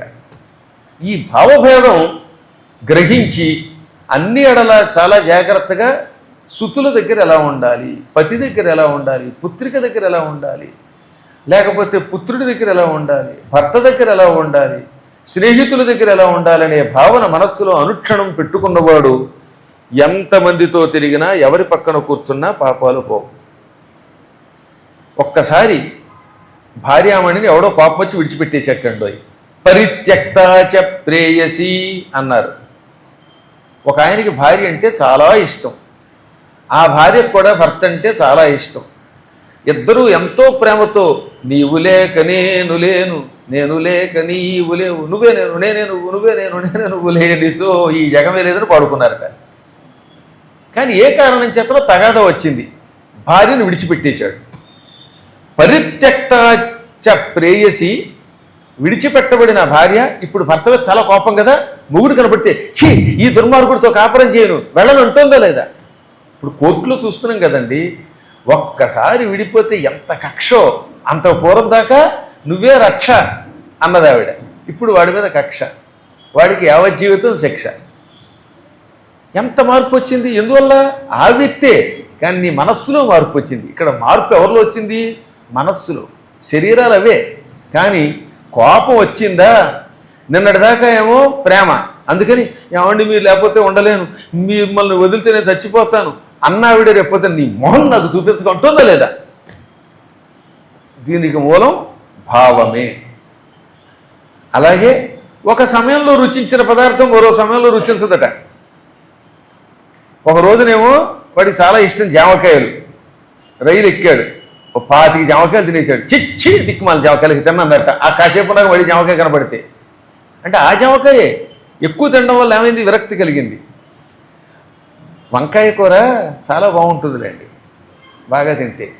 అక్బర్ చక్రవర్తి, వాడిని చక్రవర్తి అన్నం కూడా దరిద్రం అనుకోండి, వాడి పేరెత్తడం ఇష్టం లేదు, కానీ బీర్బల్ గారి కథ కాబట్టి చెబుతున్నాను. బీర్బల్ పరమ పండితుడు. సంస్కృతంలో వాకి బాకీ తేడా లేదు, అందువల్ల వీరబలుడు అదే బీరబల్ అయ్యింది. అది హిందీ వాళ్ళు పలకడంలో బీర్బల్, అసలు పేరు ఏంటి? వీరబలుడు. గొప్ప పండితుడు అండి, బ్రాహ్మణోత్తముడు. ఆయన కర్మగాలి అక్బర్ దగ్గర పనిచేశాడు ఉద్యోగం కోసం. ఏం చేస్తాం ఒక్కోసారి. అందువల్ల ఈ బీర్బల్ గారు చక్రవర్తి గారి దగ్గర ఉన్నంత వరకు, ఆ రాజుగారి దగ్గర ఉన్నప్పుడు వాడు ఏం చెప్తే చెయ్యాలి. ఇద్దరు కలిసి ఓ రోజున బజారుకి వెళ్ళారు మారు వేషంలో. అక్కడ అందమైన వంకాయ కనపడింది. ఏ క్యా హై అన్నాడు, బైంగన్ హై అన్నట్ట. వంకాయ ఏం చేస్తారు? తింటారు. ఎలాగంటే నేను పెడతానండి అని చెప్పి ఇంటికి వెళ్ళి గుత్తి వంకాయ కూర చేయించి పట్టుకొచ్చి పెట్టాడు. వీడు తెగ తినేశాడు. ఎప్పుడు గొడ్డు మోసం తినడమే తప్ప వీడు మొహం తగలే, వీడికి ఫుడ్డు గొడ్డు. ఇప్పుడు మొదటిసారిగా వంకాయ కూర తినగాని ఎంత బాగుందో అనుకున్నట్ట. అసలు మన కూరలో మన పులిహార 4 రోజులు తింటే 5వ రోజు నుంచి ఇక మేక, దాని పేక, కొయ్యడాలు ఉండవు. ఈ రుచికి అలవాటు పడాలి. ఆ దిక్కుమాల రుచికి అలవాటు పడిపోయాడు వాడు. ఇప్పుడు ఈ వంకాయ కూర చాలామంది గుత్తి వంకాయ కూర అని పాడుకున్నాడు. శుభ్రంగా తిన్నాడు. రోజు తెమ్మన్నాడు. వారం రోజులు గుత్తి వంకాయ కూర తీసుకొచ్చాడు ఈయన. ఏమయ్యా వంకాయ ఇంత బాగుంది, నేను ఇంతవరకు ఇలాంటి కూరలు ఉంటాయని తెలియదు, ఇలా అని తెలిస్తే శాకాహారం తినేవాడిని అన్నట్టు వాడు. అందుకే మహారాజా వంకాయ నెత్తి మీద భగవంతుడు బ్రహ్మదేవుడు కిరీటం పెట్టాడు, వంకాయ పైన ఉచ్చుకుంటుందే అది కిరీటంట. వంకాయ అంత రుచిగా ఉంది కాబట్టి కిరీటం పెట్టి మరీ దాన్ని సృష్టించాడు భగవంతుడు అన్నట్ట. ఓహ్, కిరీటం బాగుంది, వంకాయ బాగుంది, రోజు తెమ్మంటే ఈయన తెచ్చాడు, వారం రోజులు తిన్నాడు. రోజు వంకాయ తింటే పైత్యం వస్తుంది. నిత్యం వంకాయ తినడం వల్ల ముత్యం లాంటి వాడి శరీరం పైత్యం వల్ల గోక్కోవలసి వచ్చింది.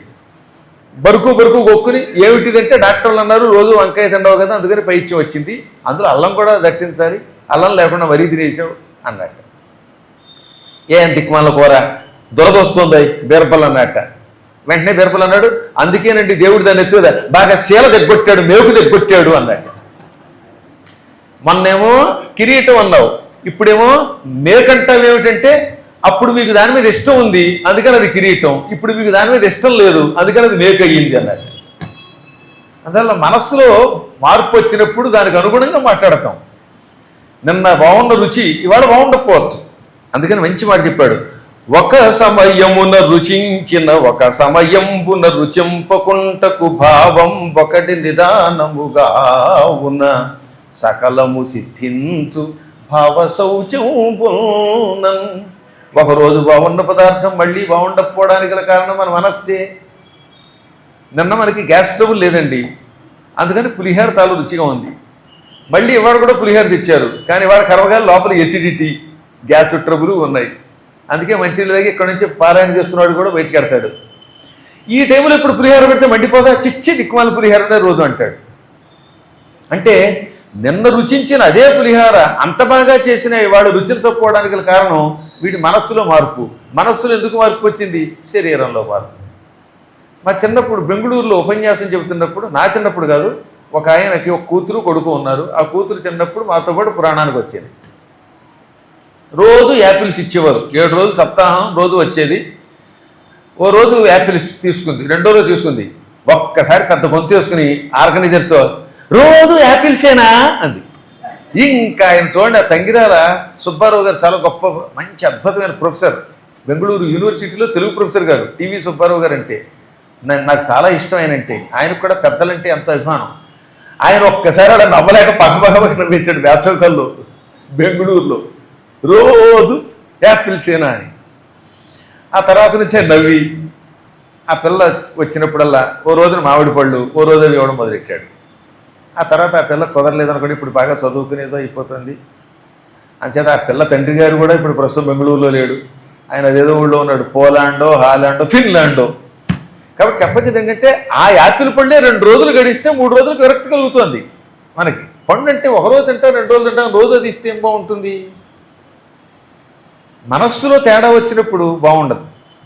అందువల్ల ఈ మానవులకి మనస్సుల్లో ఎప్పుడు ఏ మార్పు వస్తుందో, దానివల్ల ఏది రుచిస్తుందో రుచించదో తెలియదు. ఇటువంటి వాటిని అదుపులో పెట్టడానికి జ్ఞానము అని పేరు. జ్ఞానం పవిత్ర గంగాజలం. జ్ఞానం అనే గంగాజలంతో భావనలు, ఆలోచనలు అనేటటువంటి మురికిని పవిత్రం చేసుకుని మానవుడు ఎప్పటికప్పుడు బాగుపడాలి. ఇది బాగుపడాలంటే చిన్నప్పటి నుంచి సంస్కారం కావాలి. లేని పక్షంలో చిన్నప్పుడంతా విచిత్రంగా తిరిగి ఆ ఉద్యోగం ఈ ఉద్యోగం అనే పేరుతో సంపాదనలో పడి కామక్రోధులలో నడిచి నలిగి చివరికి వార్ధక్యంలో మంచం మీద పడిపోతాడు. ఈ వార్ధక్యంలో ఎంతో పూర్వం యవ్వనంలో సంస్కారం లేదు కదా, అందులో ముసలితనంలో మంచం మీద పడి చచ్చేటప్పుడు ఒక్కసారి కూడా రామనామస్మరణం గుర్తుకు రాదు. కృష్ణ అనడు, శివ అనడు. సరిగదా ఇల్లు ఏమైపోతుందో, భార్య ఏమైపోతుందో అనే వ్యామోహం కలుగుతుంది. దానివల్ల ఏమవుతుందిట, తీవ్రమైన జ్వరం వచ్చేస్తుందిటండో, ముందు వేడి పుడుతుందిట. ఆ వేడి ఎక్కువైపోయి మనిషిని అనారోగ్యం పాలు చేస్తుంది. క్రమంగా చేతులు కాళ్ళు చల్లబడతాయి. అందుకే వార్ధక్యంలో కొంతకాలం పోయాక చేతులు చల్లబడిపోతాయి చూడండి, సరైన వేడి ఉండదు. దానివల్ల ఏమవుతుందిట, విస్మృతి నశించుదాన వివేకమెల్లా. ముందు విస్మృతి కలిగి అంటే జ్ఞాపక శక్తి తగ్గి వివేకం నశిస్తుంది. వార్ధక్యంలో భార్యను కూడా గుర్తుపట్టలేరు కొందరు, భర్తను గుర్తుపట్టలేరు కొంతమంది. తల్లికి చెల్లికి ఎవరికీ తేడా తెలియదు. కూతుళ్ళు వస్తే నువ్వు నా చెల్లివా అని అడిగాడు ఒక ముసలాయన. ఏం చెబుతాం అంటే క్రమక్రమంగా వాడికి తనకున్నటువంటి వివేకం నశించిపోతుంది. ఎంత మాట చెప్పాడు, వరసగా ఆలోచనలో మార్పు వస్తాయి, అనారోగ్యం వస్తుంది, జ్వరం పుడుతుంది, జ్వరం వల్ల విస్మృతి కలుగుతుంది, విస్మృతి వల్ల వివేకం నశిస్తుంది. ఆ వివేక నాశనమైన పెదప పూర్వ కర్మానుగుణముగా పుట్టు కాంక్ష కాంక్ష చే కల్గు స్తన్యంబుగై కొనంగా కౌశలంబు చే కలుగు వృద్ధి. ఇప్పుడు వివేకం నశించిపోవటం వల్ల మళ్ళీ చివరి క్షణాలలో తన పూర్వకర్మం అంటే ఎంతో పూర్వం తాను చేసిన పనుల వల్ల ఆలోచనలు వస్తాయి. మంచం మీద చావడానికి సిద్ధంగా ఉన్న పుట్ట ఏ ఆలోచన వస్తుంది అంటే పూర్వం బాల్యం యౌవనంలో తాను చేసిన ఆలోచనలే ఇప్పుడు వస్తాయి. ఒకప్పుడు మహాపాపాలు చేశాడు, అందుకని చచ్చేటప్పుడు పాపపుట ఆలోచనలు వస్తాయి. చిత్రం ఏంటో తెలుసా, మంచం మీద మాట లేకుండా పడిపోతున్న పుట్ట చిన్నప్పుడు వాడు కొట్టాడు, వాడు గిల్లాడు, అది ఏడిపించింది, వాడిని ఆస్తి లాక్కున్నాడు, వాడు నన్ను తిట్టాడు, ఇవన్నీ అప్పుడు గుర్తుకొస్తాయిటండోయ్. ఈ పాత వివేకం పోవటం వల్ల, జ్ఞానం పోవటం వల్ల దరిద్రపు ఆలోచనలన్నీ ఏవి రాకూడదు అవి వస్తాయి. వీటి మీద చెంచాతో కాల్చావు, నా చిన్నప్పుడు నా చేతిలో ఉన్న మైసూరు పాకం ఎత్తుకుపోయావు, నా ఆస్తి లాగేసావు, 10 రూపాయలు లాగేసావు, నా గుడ్డ లాగేసావు, ఇవన్నీ చచ్చే ముందు మంచం మీద గుర్తుకు వస్తాయి. దానంత బాధ మరొకట్లేదు. ఎందుకని అవి గుర్తుకు రావటం వల్ల వీడు చివరి క్షణములలో ఎవడు తన్ని బాధ పెట్టాడో, ఎవడితో తగాదాలు వచ్చాయో వాళ్ళందరూ గుర్తుకొస్తారు కదా. చిన్నప్పుడు అది పేడ చల్లుకునేది, ఇంటి ముందు కళ్ళాపు చల్లుకునేది, ఇప్పుడు వడ్డీ వ్యాపారం చేసి ఇంత అయింది అని ఆ వడ్డీ వ్యాపారం దాన్ని, ఆ పేడ దాన్ని, ఇంకో ఏదో పెంట దాన్ని, ఇవన్నీ గుర్తుకు తెచ్చుకోవటం వల్ల చచ్చి చావగానే చివరి క్షణముల్లో ఏ మాట అన్నామో ఆ జన్మ వస్తుంది. పేడ అన్నావా మేకగానో, గేదెగానో, ఆవుగానో, ఎద్దుగానో, పందిగానో పుడతాడు. లేదా ఎవడి మీద కోపం, ఎవరినో చెంచా కలిచాడని బాధపడ్డాడు అనుకోండి, మళ్ళీ వచ్చే జన్మలో ఏం చేస్తాడంటే కటికవాడిగా పుడతాడు. ఇలా రకరకాల జన్మలు వస్తాయి. దీనివల్ల ఈ వ్యక్తి చావగానే మళ్ళీ తల్లిపాలు తాగవలసిన యోగం వస్తుంది, అంటే పునర్జన్మ వస్తుంది. దీనివల్ల అలా జన్మలు జన్మలు జన్మలు మళ్ళీ వృద్ధి అయిపోతూ ఉంటాయి. ఈ విధంగా వృద్ధి పొందుతూ ఉంటాయి, ఆలోచనలు మళ్ళీ నశిస్తూ ఉంటాయి. పుడతాడు, చస్తాడు, తల్లి కడుపులో ప్రవేశిస్తాడు, పెరుగుతాడు, వార్ధక్యంలో బాధలు అనుభవిస్తూ ఉంటాడు, మళ్ళీ లేని ఆలోచనలు వస్తూ ఉంటాయి, మళ్ళీ చస్తాడు, మళ్ళీ పుడతాడు. పునరపి జననం. అది శంకరాచార్యులు వారు ఈ పురాణములలో ఉన్న సారం. బాగా పురాణములు చదివినవాడు గనక, పురాణములకు నిలయము గనక ఆ భజగోవిందం అనే స్తోత్రంలో అద్భుతంగా రాశాడు. పునరపి జననం పునరపి మరణం పునరపి జననీ జఠరే శయనం ఇహ సంసారే బహుదుస్తారే ఇహ సంసారే బహుదుస్తారే కృపయా పారే పాహి మురారే భజ గోవిందం భజ గోవిందం గోవిందం భజ మూఢమతే.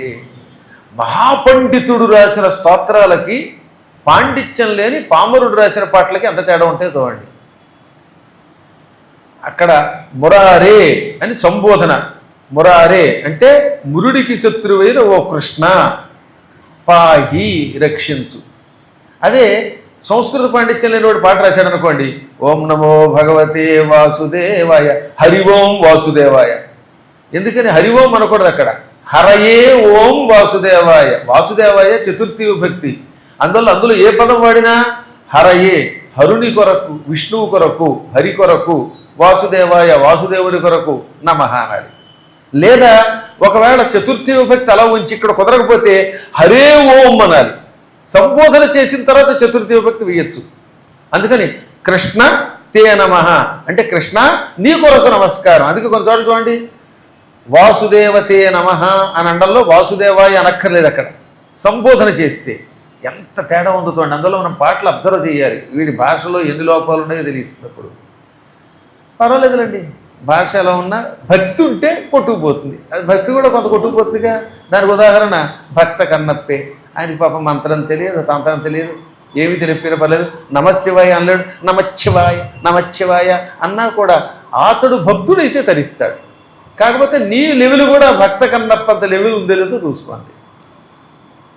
ఏది ఏమైనప్పటికీ మళ్ళీ పుడతాడు, మళ్ళీ తెస్తాడు, మళ్ళీ పుడతాడు, మళ్ళీ తెస్తాడు, ఎప్పటికీ ఈ సంసారంలోంచి బయటికి రాలేడు. ఇహ సంసారే అంటే ఈ సంసారమునందు, ఈ లోకమునందు అది ఎటువంటిదట?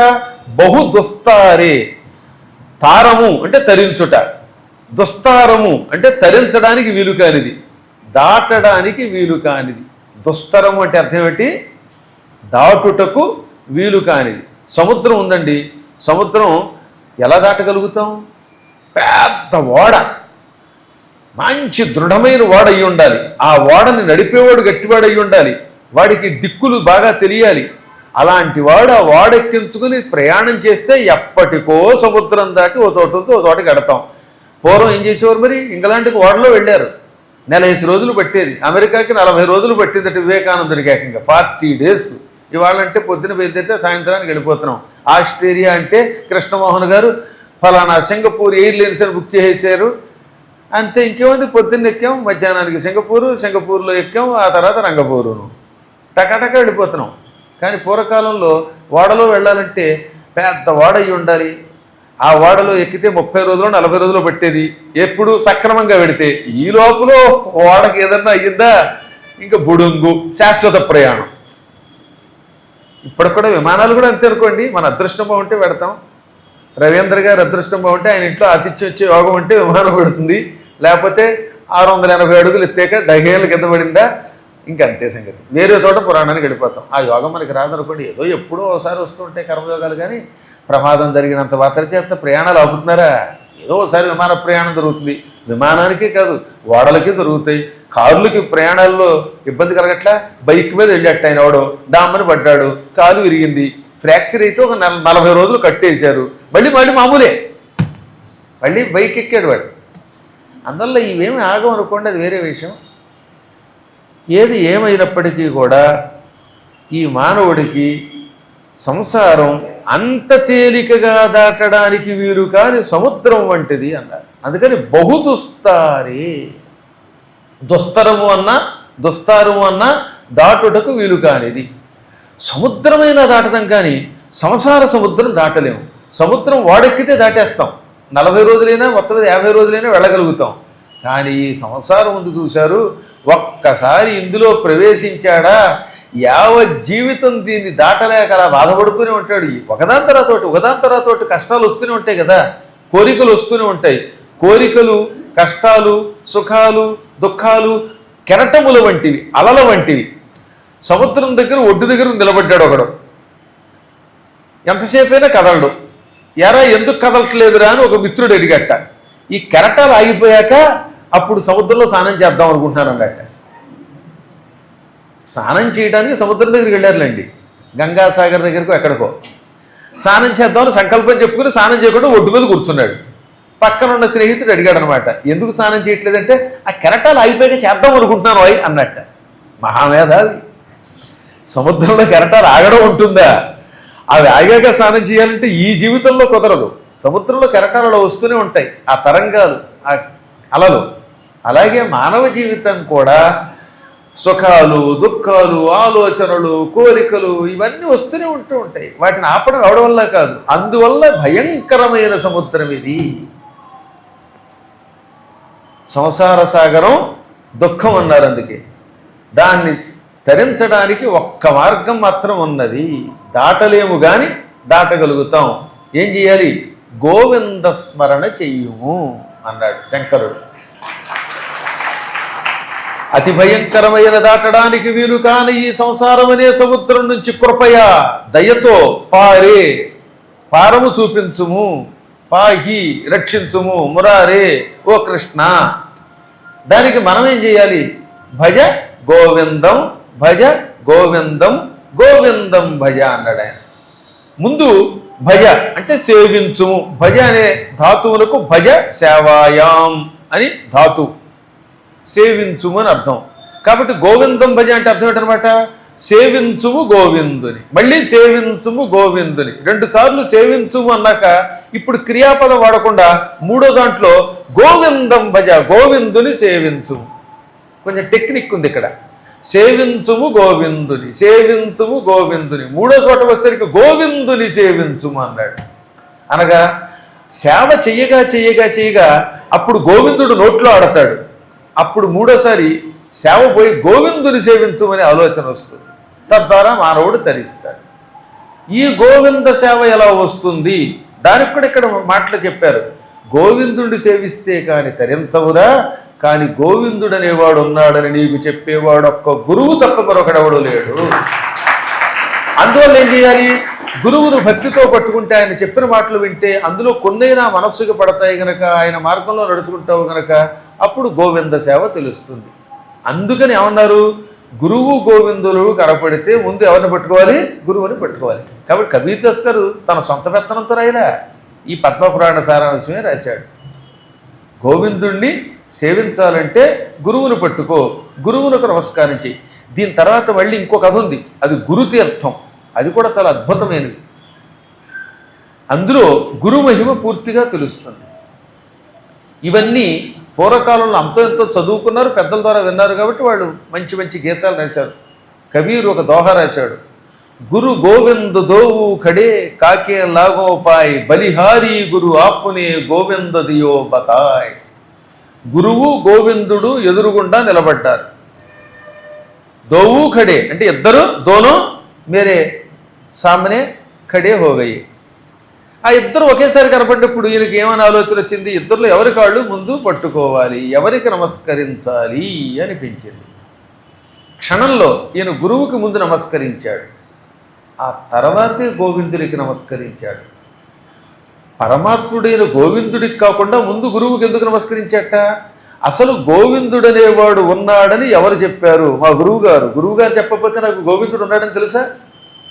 ఓం క్లీం కృష్ణాయ గోవిందాయ గోపీజన వల్లభాయ నమః అనే మంత్రం రోజు ఎవరు చెప్పిస్తున్నారు? గురువు గారు చెప్పిస్తున్నారు. ఈ గురువు గారే చెప్పించకపోతే అందులో గోవిందుడు ఉన్నాడని తెలియదు, గోవిందుడు అంటే అర్థం తెలియదు.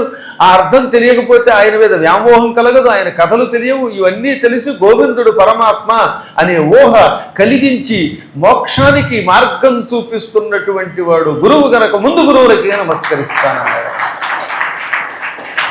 అంత గొప్పది గురుస్థానం అంటే.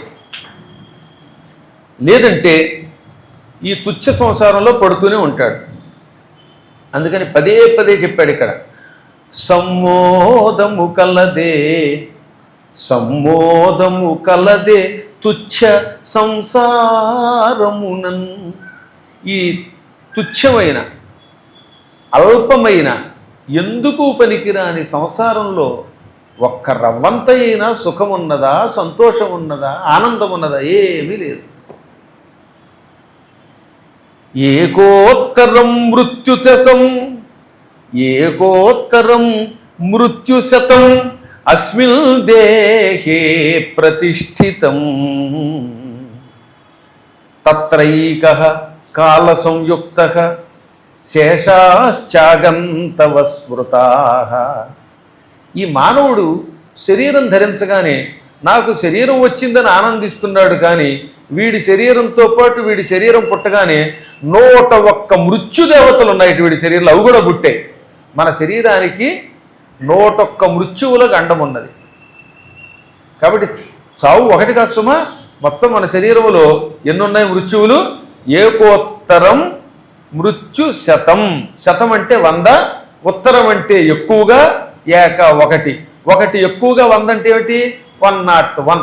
108 లేవట, 101 ఉన్నాయి. ఈ 101 మృత్యువులు శరీరములో ప్రతిష్ఠితం, స్థిరంగా ఉన్నాయి, కదలకుండా కూర్చుంటాయి. తత్రైక కాల సంయుక్త, అందులో ఒక్కటి మాత్రమే కాల మృత్యువు, మిగతావి ఆగంతవ స్మృత, ఆగంతుకములు అంటారు. అనగా ఒక ఆయనకి మలేరియా రోగం వచ్చింది. ఓ 30 రోజులు 40 రోజులు మంచం మీద పడ్డాడు. డాక్టర్లు ఏమన్నారు? హోప్లెస్ అన్నారు. ఆ 40 రోజులు ఒక విధంగా చచ్చాడు వాడు, కానీ మళ్ళీ బాగుపడ్డాడు, మళ్ళీ తిరిగాడు, బాగుపడ్డాడు. అంటే చావవలసిన వాడు మృత్యు ఉంచుదాకా వెళ్ళి మళ్ళీ వెనక్కి తిరిగి వచ్చాడు. అది ఆగంతుక మృత్యువు. అనుకోకుండా ఒక రోగం వచ్చి వాడిని బాధ పెట్టి చస్తాడేమో అనిపించి మళ్ళీ బాగు చేసింది. మేము గణపురంలో ఉండగా ఒక ఆవిడికి టైఫాయిడ్ వచ్చింది. 40 రోజులు తిండి లేదు, 41వ రోజు సద్దనం తినేసింది, వెంటనే సెట్ అయిపోయింది. అంటే చచ్చి బతికింది. అదే ఆగంతుక మృత్యువు. అలాగే మన కోవిడ్లు వచ్చాగా, ఏది పడితే తింటే కోవిడ్ రాకపోతే ఆవిడ వస్తుందా? అడ్డమైనవి రోడ్డు మీద తినేయటం, ఏది పడితే చేసేయటం, ఒకళ్ళ ముద్దులు ఒకళ్ళు పెట్టేసుకోవడం, దిక్కుమాలు కూడా రామరామ, దానివల్ల కోవిడ్ వచ్చింది. కొంతమంది చచ్చారు, కానీ కొంతమంది చావుదాకా వెళ్ళి బతికారు చూసారా? అది ఆగంతుక మృత్యువు, అంటే వెళ్ళినంత వరకు వెళ్ళిపోయి మళ్ళీ బతికే ఉండవు. ఇలా మనిషి శరీరంలో చచ్చిపోయేలోపు 100 సార్లు మృత్యు వస్తుంది. ఈ 100 సార్లు వాడు చావడం. ఆల్మోస్ట్ చచ్చిపోయాను అనుకుంటాట. కొన్నిసార్లు అంటారు చూసారా మీరు, నాకు కళ్ళు తిరిగాయండి, పడిపోయానండి, చచ్చిపోయాను అనుకున్నానండి, మళ్ళీ భూమి మీద నూకలు ఉన్నాయండి. వాడు నూకలు తింటున్నాడు ఎట్లండి? వాడు నూకలు తినేవాడికి ఈ కష్టం అంత ఎందుకు? వాడు నూకలు తింటలే, చేపలే తింటాడు, అది వేరే విషయం. అయినా నూకలు ఉన్నాయంటాడు, అంటే వాడు బతికాడు. ఒక్కోసారి యాక్సిడెంట్ అవుతుంది, అప్పుడు కూడా వాడికి ఏం తెలియదు, కోమలో పెడతాడు, మళ్ళీ బతుకుతాడు. అదొక ఆగంతుక మృత్యు.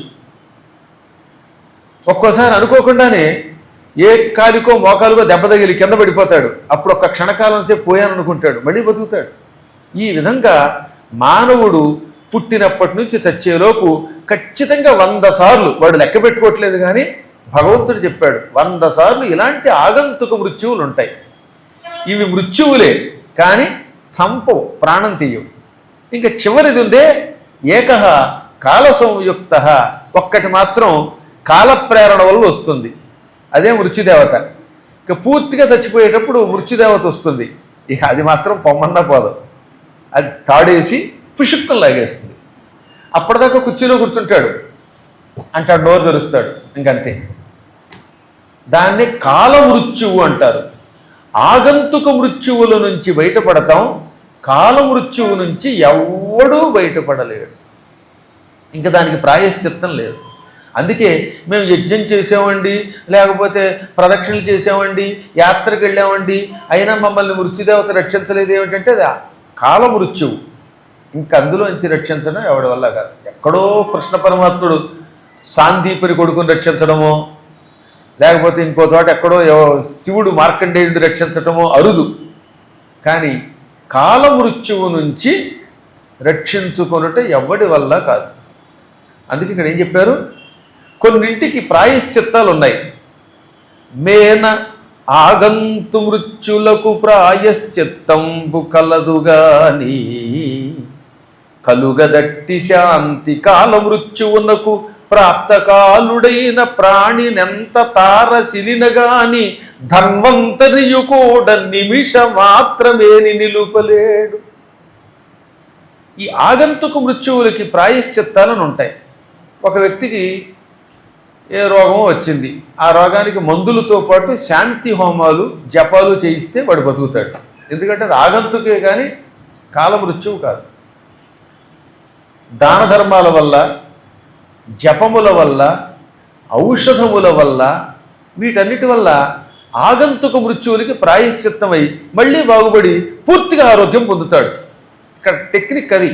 అనగా ఏమిటి, నిజంగా కోవిడ్ రోగం వచ్చాక కోలుకున్నాక పూర్వపు ఆరోగ్యం రాదు, ఏదో బతుకుతాడు. కానీ అదే జపం చేసుకుని ఔషధం సేవించి దాన ధర్మాలు చేస్తే ఇంచుమించుగా పూర్వం వంటి ఆరోగ్యం పొందుతాడు.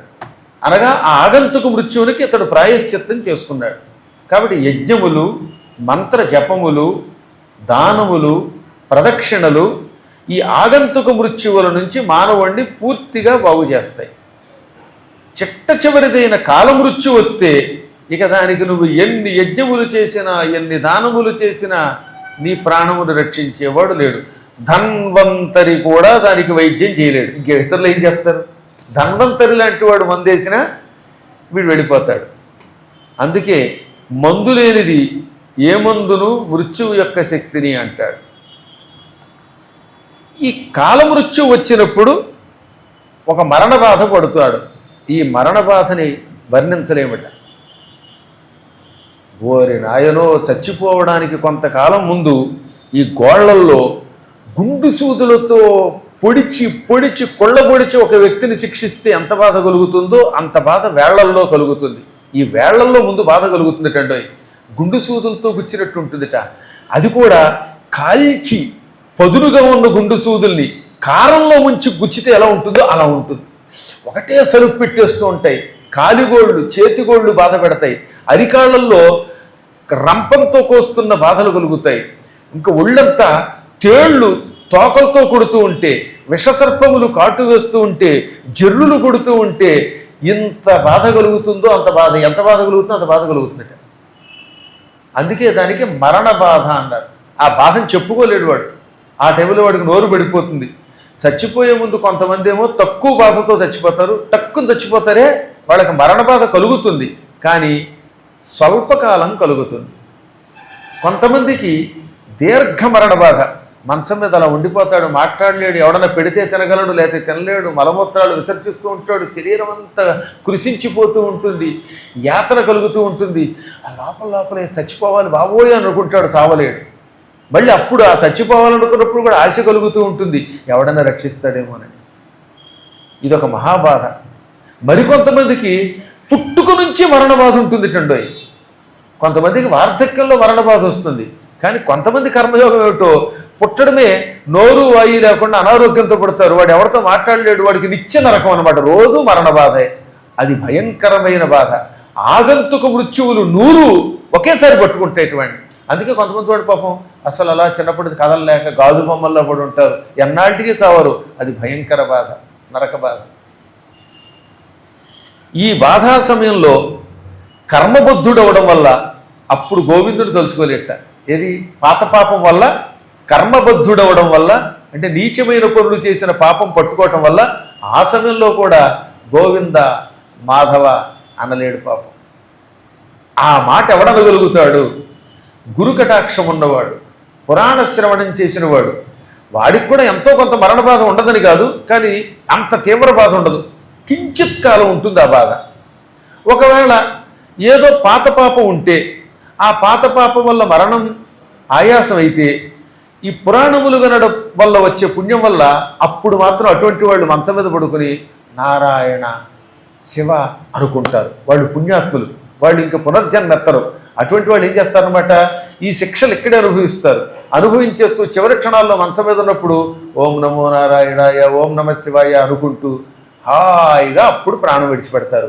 ఈ చివరి క్షణంలో పంచాక్షరీ జపం, అష్టాక్షరీ జపం చేసిన పుణ్యాత్ములకి మాట వరసకు కూడా స్వర్గాది లోకాలు ఉండవు. వాళ్ళు శాశ్వత కైలాసమో వైకుంఠమో పొందుతారు. అటువంటి వాళ్ళు భూమికి రారు. ఒకవేళ వస్తే స్వేచ్ఛగా పవిత్ర జన్మ ఎత్తి మళ్ళీ తపస్సు చేసి తరిస్తారు. కానీ దేహికి లేదు వినాశము, దేహమునకు దక్కదాన దేహ విరగమే, దేహికి మరణం బొలుచును వ్యాహారించదరభిద్దులకు వారెల్లం.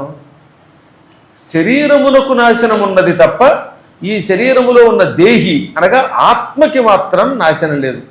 గుర్తుపెట్టుకోవాలి ఏంటంటే దేహి వేరు, దేహము వేరు. దేహి అనగా నాశనము లేని ప్రాణి ఆత్మ. ఆత్మ అగ్ని వల్ల దహింపబడదు, నీటి వల్ల తడపబడదు, గాలి వల్ల ఎండించబడదు, ఆరబెట్టబడదు, శోషింపబడదు అన్నమాట. వాయువు ఏం చేయలేదు, అగ్ని ఏమీ చేయలేదు, నీరు దాన్ని తడపలేదు. అందుకే ప్రాణమునకు నాశనం లేదా, ఆత్మకి నాశనం లేదు. ఆత్మ శరీరములో ఉన్నంత వరకు దేహమే తాను అనుకుంటాడు వీడు. దేహమును దేహిని ఒకటే అనుకుంటాడు.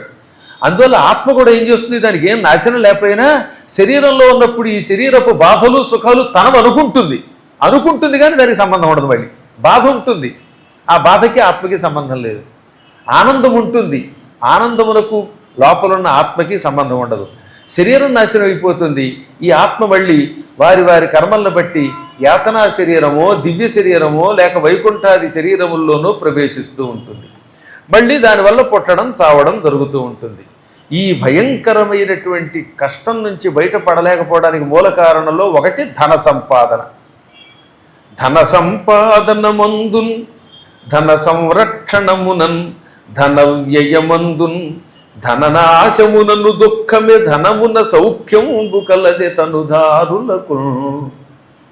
పుట్టిన తర్వాత మళ్ళీ వీడి ధన సంపాదనలో పడతాడు, అందులో సుఖం ఉందనుకుంటాడు, దానికోసమే సౌఖ్యం అనుకుంటాడు, దానికోసమే ఏడుస్తాడు.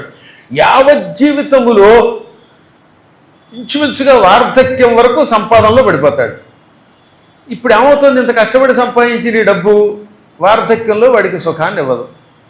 మంచి నవయౌవనంలో కష్టపడి తినగలిగే రోజుల్లో, ఇష్టపడి తినగలిగే రోజుల్లో సంపాదనలో పడ్డాడండి. మీరు చూస్తున్నారుగా 60 years రిటైర్మెంట్ అనుకుంటే ఏ 25 ఏళ్లకో 30 ఏళ్లకో ఉద్యోగంలో ప్రవేశించాక 60 ఏళ్ళు రోజు డ్యూటీ కదా. అందువల్ల ఒక్కడైనా పొద్దున్నే ఇడ్లీ ఆనందంగా తిన్నాడా చట్నీతో సాంబార్తో, పరుగు పరుగులు తినడం, అది ఏం తింటాడో వాడు తెలియదు. Gas trouble. పులిహార తినలేడు, దద్యోజనం తినలేడు. వాడి బతుక్కి దద్యోజనం తినలేకపోతే ఇంకేం సంపాదించే ఉపయోగం ఉంది? ఇక చిక్కని పెరుగుతో దద్యోజనం పోపు పెట్టుకుని, టాపులు ఇచ్చిపోయే పోపు పెట్టుకుని ఇక సుఖంగా తినలేక పరుగు పరుగురు బాసు తిడతాడు, దాంతో నా బతుకు యాస్సు అనుకుంటూ నైరాశ్యంతో బతికేవాడు ఏం తింటాడు పాపం? ఏ సుఖము ఉండదు. తీరా రిటైర్ అయిపోయాక టెన్షన్ వస్తుంది, టెన్షన్ లేకుండా తిందాం అనుకుంటే ఇంతకాలం పనిచేసిన బాధలన్నీ బయటకు వస్తాయి. అందుకని ఉప్పు తింటే బీపీ, పప్పు తింటే గ్యాసు, ఇడ్లీ పడదు, చట్నీ పడదు, సాంబారు పడదు, కారం పడదు, తీపి అసలే పడదు. లోపలే ఫ్యాక్టరీ ఉంది, షుగర్ ఫ్యాక్టరీ. వీడే మధు విరోధి. ఇంకేం చేస్తాడు?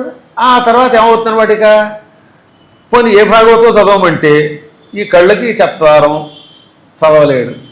మళ్ళీ ఇచ్చిన దాంట్లో కూడా సగం పక్కవాడిని మీరు చదివేయండి అనడం, ఇవన్నీ వస్తాయి. వార్ధక్యంలో దిక్కుమాల రోగాలన్నీ వస్తాయి. ఈ రోగాలతో ఏమవుతుందన్నమాట, ఆహారం మీద కూడా క్రమంగా రుచిపోయి వ్యామోహం ఉండదు. మీరు చూడండి, కొంతమంది అంత పూర్వం మైసూరు బజ్జీ అంటే ఊ అనేవాడు కూడా అబ్బో పొద్దున్నే ఆయిల్ ఫుడ్ పెట్టారండి అంటాడు. ఎందుకంటే ఆయిల్ లోపల కడితే ఈ కడుపులో సాయిల్ అంతా పాడైపోయింది, ఇంకే తినలేడు.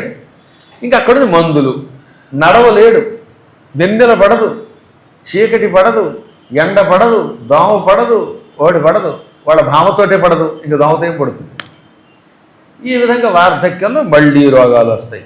ధన సంపాదన, ధన సంరక్షణ, ధన వ్యయం, ధన నాశనం, చివరికి ధనం వల్ల సుఖం లేకపోవడం వల్ల అదే దుఃఖం అయిపోతుంది. ఈ ధనం వల్ల ఏం సౌఖ్యం పొందేటండి పాపం? పోనీ అలాగని సంపాదించుకుంటూ ఊరుకుంటే అసలు ఇంకా అదో బాధ. ఇప్పుడు ఈ 60 ఏళ్ళు ఉద్యోగం చేయకపోతే వార్ధక్యంలో ఎవడు పెడతాడు అన్నం? అందుకని ఆ కష్టం. ఏమీ లేకుండా దర్జా కూర్చున్న వాడు కొంతమంది ఉంటారండి. వాళ్ళ అదృష్టం అంటే పెళ్ళాం సంపాదించి పెడుతుంటుంది, ఏ స్కూల్లోనో టీచర్గా చేసి ఆ డబ్బులు వీళ్ళ హక్కులు సుఖంగా తింటాడు, అదొక అదృష్టం. కొంతమంది అదృష్టం అలా అరుదుగా వస్తూ ఉంటుంది, కానీ అందరికీ రాదే అదృష్టం. యావత్ జీవితం ఏదో రకంగా బతికేయటం వేరు, సుఖంగా బ్రతకడం వేరు. ఈ విధంగా మానవ జీవితంలో ఏ కోణంలో చూసినా ఆనందం తక్కువ కనబడుతుంది, దుఃఖం ఎక్కువ కనబడుతుంది. రుచి కలిగిన పదార్థం కొంచెం తిన్నంత వరకు పర్లేదు, నాలుగు దాటాక నరకమే. నిజంగా చెప్తాం కదా. చాలా ఇష్టం అండి ఒక ఆయనకి. ఇంకా ఆయనకి ఎంత ఇష్టం అంటే చక్కెర పొంగలి ఇష్టపడిపోయాడు పాపం. మన నాతో పాటు అమెరికా తీసుకెళ్ళాం. బాబోయ్ తీపి, బాబోయ్ తీపి, ఇన్ని గుప్పెడు ట్యాబ్లెట్లు, ఆ తీపి తినలేడు. ఇంకేం లాభం? అందులో ఆహార వ్యామోహం కూడా ఉండదు. ఈలోపు ఏం దొరుకుతుందట, డబ్బు ఎక్కువైపోయింది కదా, ఈ డబ్బులు దాచుకోవడానికి భయం.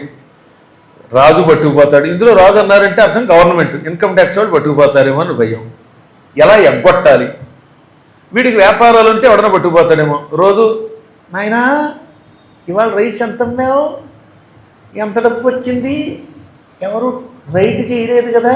ఏ దేశంలో ఉన్నా ఈ రైసు వ్యాపారం, దీని మీద దృష్టి. అదొక గొడవ. ఈలోపు ఈ దాచిన డబ్బులు ఇంట్లో ఉంటే సలిలాగ్రి స్వజన చోర జననాథుల కలుగును భయం. ఇంట్లో క్యాష్ పెట్టుకున్న వాడికి దొంగలు ఎత్తుకుపోతారా, లేక అగ్ని ప్రమాదం వల్ల కాలిపోతుందా? అసలు ఎంత అద్భుతంగా రాశారండి పురాణంలో. నీళ్ళల్లో తడిసిపోతాయా అని భయం. బ్యాంకులో దాచుకుంటే దానికి లెక్కలు చెప్పాలేమో అని బాధ, వడ్డీకి కూడా వడ్డీ ట్యాక్స్ కట్టాలేమో అని బాధ. పోనీ అదేదో అంటే లాకర్లో పెడితే ఈ లాకర్ తాళం మర్చిపోతానేమో, మా ఆవిడికి ఇవ్వాలా ఇవ్వకూడదా, నేను చచ్చిపోతే ఈ లాకర్ ఎవడికి లేకపోతే ఏమైపోతుంది. ఆ లాకర్లో పెట్టిన క్యాష్ కూడా ఒక్కోసారి ఏమవుతుంది, తుప్పట్టేయచ్చు. ఆ మధ్యన ఒక ఆయన లాకర్లో పెట్టేట 500 కట్లన్నీ నుసినుసినైపోయాయి పాపం.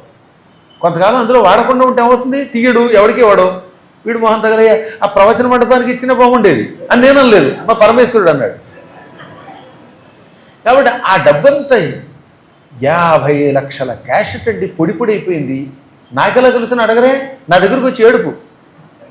మొత్తం నెంబర్లు కూడా లేవండి, పాడైపోయే గురువుగారు, ఈ డబ్బు తిరిగి రావడానికి మంత్రం ఉందా? ఆ పొడి అంతా పట్టుకొచ్చాడు పాపం, ఇంతంత కట్టలన్నీ లోపల పెట్టి తీసుకొచ్చి నా ముందు పోసాడు. అప్పుడు వాళ్ళ ఆవిడ అందనమాట, నేను అప్పటికే చెప్పానండి ఒక్క కట్టైనా గురువు గారికి ఇస్తే దక్కేదని అంటుంది. కానీ ఆ టైంలో ఎవరో ఇప్పుడు నా దగ్గరకు వచ్చి ఇది మీకు ఇద్దాం అనుకున్నానండి అంటే ఇంకా నాకెంత బాధ. ఇప్పుడు పెద్ద సమస్య. ఇప్పుడు పోయి అసలు చూపించకపోయినా పర్వాలేదు, ఆ పొడి పట్టుకొచ్చి అక్కడ పెట్టి గురువు గారు మీకు ఇందులో 2 కట్టలు ఇద్దాం అనుకున్నాం అన్నాం, లేరిపోయింది. ఉంటే ఉండదు కదండి. మాతో పాటు రామేశ్వర యాత్రకు వచ్చాడు, నేతితో మైసూరు పాకం తెచ్చాడు. ఆ నేతి మైసూరు పాకం అప్పర్ బెత్తలో కూర్చొని కొంత తిన్నాడు. రాత్రి నిద్రపోతుండగా ఎవడో దొంగెత్తుకుపోయాడు. పట్టుకుపోయాడు. గురువు గారు మీకు ఇద్దామని కొంత ఒక ప్యాకెట్ తెచ్చానండి, ఏది తాను తిన్నప్పుడు పెట్టలేదు, దొంగెత్తుకుపోయాక అది కనుక మిగిలింటే ఓ డబ్బా మీకు ఇద్దునండి. ఇంకా అక్కడి నుంచి నేతి మైసూరు పాకం ఎంత బాగుందో అన్నాం. ఇంకా నాకు ఆ రామేశ్వరం దిగేదాకా ఈ నేతి మైసూరు పాకం గొప్ప తిండి లేదు, మాడిపోయాం. చెప్పకపోయినా పర్లేదు, చెప్పి బాధ పెట్టడం. మరొక ఆయన ఉన్నాడు మాకు మహానుభావుడు, ఆత్మీయుడు. ఒరేయ్ బుట్టాయి ఊడిని వచ్చి బుట్ట సీతాఫలాలు వేసుకొద్దాం అనుకున్నాను రా, ఇంతంత సీతాఫలాలు రా. మేము నిజంగా బుట్ట తీసుకొచ్చాడు అనుకోవడం, తెద్దాం అనుకున్నాను రా, మళ్ళీ బతకించి తేలేదురా. ఇంకెందుకు చెప్పడం, మేము పిల్లలం, సీతాఫలాలు తినాలని కోరిక, బొట్టు వేసుకొద్దాం అనుకున్నట్టే ఒక్కొక్కటి ఇంతంత పండు ఎంత బాగుందో రుచిగా ఉందని వర్ణించి తేలేదు. చివరికి అందులో ఈ డబ్బు ఏమైపోతుందని బాధ. కట్టలు పోతాయి, ఆ కట్టలు ఎవరికి ఇవ్వలేము. అందుకని దొంగల బాధ, ప్రభుత్వ బాధ, నీటి బాధ, అగ్ని బాధ, ఈ బాధతోటి చివరికి ప్రాణములు విడిచిపెడతాడు. మళ్ళీ ఆ డబ్బు చుట్టూరే తిరుగుతూ ఉంటుంది. డబ్బున్నవాడిని జనులు కూడా తెగ పొగుడుతాడు. డబ్బున్న రోజుల్లో అందరూ బంధువులే. అందుకని వాడి దగ్గర చేరి నువ్వు ఎంత మంచివాడు అయ్యా బాబా, అసలు ఎంత పండితుడు. వాడి మహానికి అక్షరం రాదు. అక్షరం రానివాడిని కూడా డబ్బుంటే ఆయన కవండి, పండితుడండి, దాతండి, కులీనుడండి అంటారట. ఇవన్నీ అసత్యాలను వాడికి తెలుసు, అయినా పొగిడించుకుంటాడు. ఏదో కొంత ఇస్తాడు, కొంత దాస్తూ ఉంటాడు. ఈ జనమంతా ధనం మీద వ్యామోహంతో పొగుడుతున్నారని తెలుసు కనుక వీళ్ళు ఎక్కడ నన్ను బుట్టలో వేసుకుని డబ్బు పట్టుకుపోతారో అని లోపల అదో బెంగ వీడికి. ఈ బాధలతో ఉన్న మానవ జీవితంలో చివరికి ఏం మిగులుతుంది? ప్రపంచమంతా ఏదో ఒకనాటికి నాశనం అయిపోతుందని తెలిసిన జీవి ఉన్నంత వరకు సత్కర్మాచరణ చేస్తాడు, భగవత్ కథలు వింటాడు, గోవింద స్మరణ చేస్తాడు. దేవతలకు కూడా సుఖం లేదు చివరికి. మానవుల కంటే ఏదో క్షణికం. దేవతలు కూడా 43,20,000 మానవ సంవత్సరాల తర్వాత ఆ లోకం నాశనం అయిపోతుంది. వాళ్ళు కూడా ప్రళయంలో కలిసిపోతారు. కొన్ని కల్పముల తర్వాత బ్రహ్మదేవుడు కూడా ఎప్పుడో ఒకప్పుడు వెళ్ళిపోవలసిన వాడే. కాబట్టి బ్రహ్మకి కూడా శాశ్వతత్వం లేదు. ఇక శాశ్వతత్వం మిగిలింది శివకేశవులకి, జగన్మాతకి మాత్రమే. అందుకే జ్ఞానులు నిరంతరం శివనామస్మరణం, గోవింద స్మరణం, శ్రీమాతృస్మరణ చేస్తారు. స్వేచ్ఛగా పుట్టిన వాళ్ళకి, స్వేచ్ఛ లేనటువంటి వాళ్ళకి తేడా ఉంటుంది. శ్రీకృష్ణ పరమాత్ముడు స్వేచ్ఛాజీవి. అందువల్ల పరమాత్ముడు పుట్టాక ఆయన కూడా కష్టం అనుభవించినట్టు కనబడుతుంటాయి. ఆయనకి అభాండాలు ఉన్నాయి, ఆయనకి నిందలు ఉన్నాయి, ఆయన శరీరం విడిచిపెట్టాడు. కానీ అందులో స్వేచ్ఛ ఉన్నది. స్వేచ్ఛతో అవతారం చాలించి మళ్ళీ వైకుంఠానికి ఎడతాడు. మనకు అలా లేదు. ఇంద్రుడికి స్వేచ్ఛ లేదు, యజ్ఞ పురుషుడికి స్వేచ్ఛ లేదు, ఆఖరికి సూర్యుడికి కూడా స్వేచ్ఛ లేదు, ఒక్క పరమాత్మకి తప్ప. అందుకే యజ్ఞ పురుషునకు శిరోరోగంబును, యజ్ఞానికి అధిష్టాన దేవత ఒక ఆయన ఉన్నాడు, ఆయన యజ్ఞ పురుషుడు అని పిలువబడతాడు. ఆయనకి శిరోరోగం ఉందిట, తలనొప్పి రోగం. అందుకే తలనొప్పి తొలగించుకోవడానికి యజ్ఞం చేస్తారు. ఈ తలనొప్పులు ఆయన స్వీకరిస్తాడు. ప్రతి సంవత్సరము ఒక్కరోజు ఆయనకి తలనొప్పి వస్తుంది. ఆ రోజు అందుకే యజ్ఞం చేయకూడదు అని శాస్త్రం. ఇది గ్రహణం రోజున. గ్రహణములు ఎన్నిసార్లు వస్తే అన్నిసార్లు ఆ సమయంలో, గ్రహణ సమయంలో యజ్ఞము చెయ్యరు. చేస్తే యజ్ఞ పురుషుడు తలనొప్పితో ఉంటాడు గనక తలనొప్పితో ఉన్నవాడికి బలాత్కారంగా ఆహారం పెడితే, లేపితే ఎంత కోపం వస్తుందో ఆయనకు అంత కోపం వచ్చి శిక్షిస్తాడు. అందుకే గ్రహణ సమయములలో యజ్ఞములు నిషిద్ధము అన్నారు. అది యజ్ఞ పురుషుడికి శిరోరోగం వచ్చే కాలం. కర్మ ఆయనకు కూడా రోగం ఉందిట. ఇంకా మార్తండులకు కుష్ఠరోగంబును, సూర్యుడికి కూడా ఒకప్పుడు కుష్ఠరోగం వచ్చింది తెలుసుగా మీకు. సూర్యుడు ఒకప్పుడు భార్య చేత తిరస్కరింపబడ్డాడు. దాంతో భార్యామణికి కోపం వచ్చింది. ఆయనకి కుష్ఠరోగం రావాలంది. ఆ కుష్ఠరోగం నుంచి రక్షించుకోవడానికి ఆయన ఆవు శరీరంలో దాక్కున్నాడు. ఆవు శరీరంలో దాక్కుని 10,000 సంవత్సరముల పాటు కుష్ఠరోగం అనుభవించాడు. ఆ తర్వాత విశ్వకర్మ మహానుభావుడు గనక విష్ణువు యొక్క అవతారం గనక యజ్ఞం చేసి ఈ అల్లుడి యొక్క రోగం తొలగించాడు. ఈ 10,000 సంవత్సరములు సూర్యుడు శరీరంలో ఏది ఆవు శరీరంలో దాక్కుంటే ఆయన బదులుగా అగస్త్య మహర్షి వెళ్ళి సూర్యుడిగా కూర్చున్నాడు. అలాగే ఒకప్పుడు అగ్నిహోత్రుడికి రోగం వచ్చింది, ఆయన వెళ్ళిపోయాడు. అప్పుడు అగ్నిహోత్రుడి బదులుగా అంగిరసుడు అనే మహర్షి బృహస్పతి తండ్రి అగ్నిహోత్రుడు పనిచేశాడు. అగ్నిహోత్రుడు కూడా పదవండో అది. మన వ్యవహారంలో అగ్ని అంటున్నామే, ఇప్పుడున్న అంగిరి ఎవరు అనుకుంటున్నారు? విశ్వానరుడి కొడుకు వైశ్వానరుడు అనేవాడు ఇప్పుడు అగ్ని. ఈ వైశ్వానరుడు కొంతకాలం కనబడకపోతే అంగిరసుడు అగ్నిహోత్రుడి యొక్క డ్యూటీ చేశాడు. సూర్యుడి యొక్క పదవిలో కొంతకాలం పాటు అగస్త్యుడు ఉండవలసి వచ్చింది. మీరు ఎప్పుడన్నా భారతం విన్నారా? నేను చెప్పిన భారతం అందులో విరాట పర్వం వినాలి. విరాట పర్వంలో చాలా బాధపడుతున్నాడు ధర్మరాజు, అజ్ఞాతవాసం చేశాను నా కర్మ కాలిందని. అప్పుడు వచ్చి భీముడు ధౌమ్యుడు ధైర్యం చెప్పారు. భీముడు కూడా ధైర్యం చెప్పాడు. అందులో ఏమంటారో తెలుసా వాళ్ళు? ధేను శరీర విలీనుడై మార్తాండుడజ్ఞాతవాసంబు సలుపుటయును.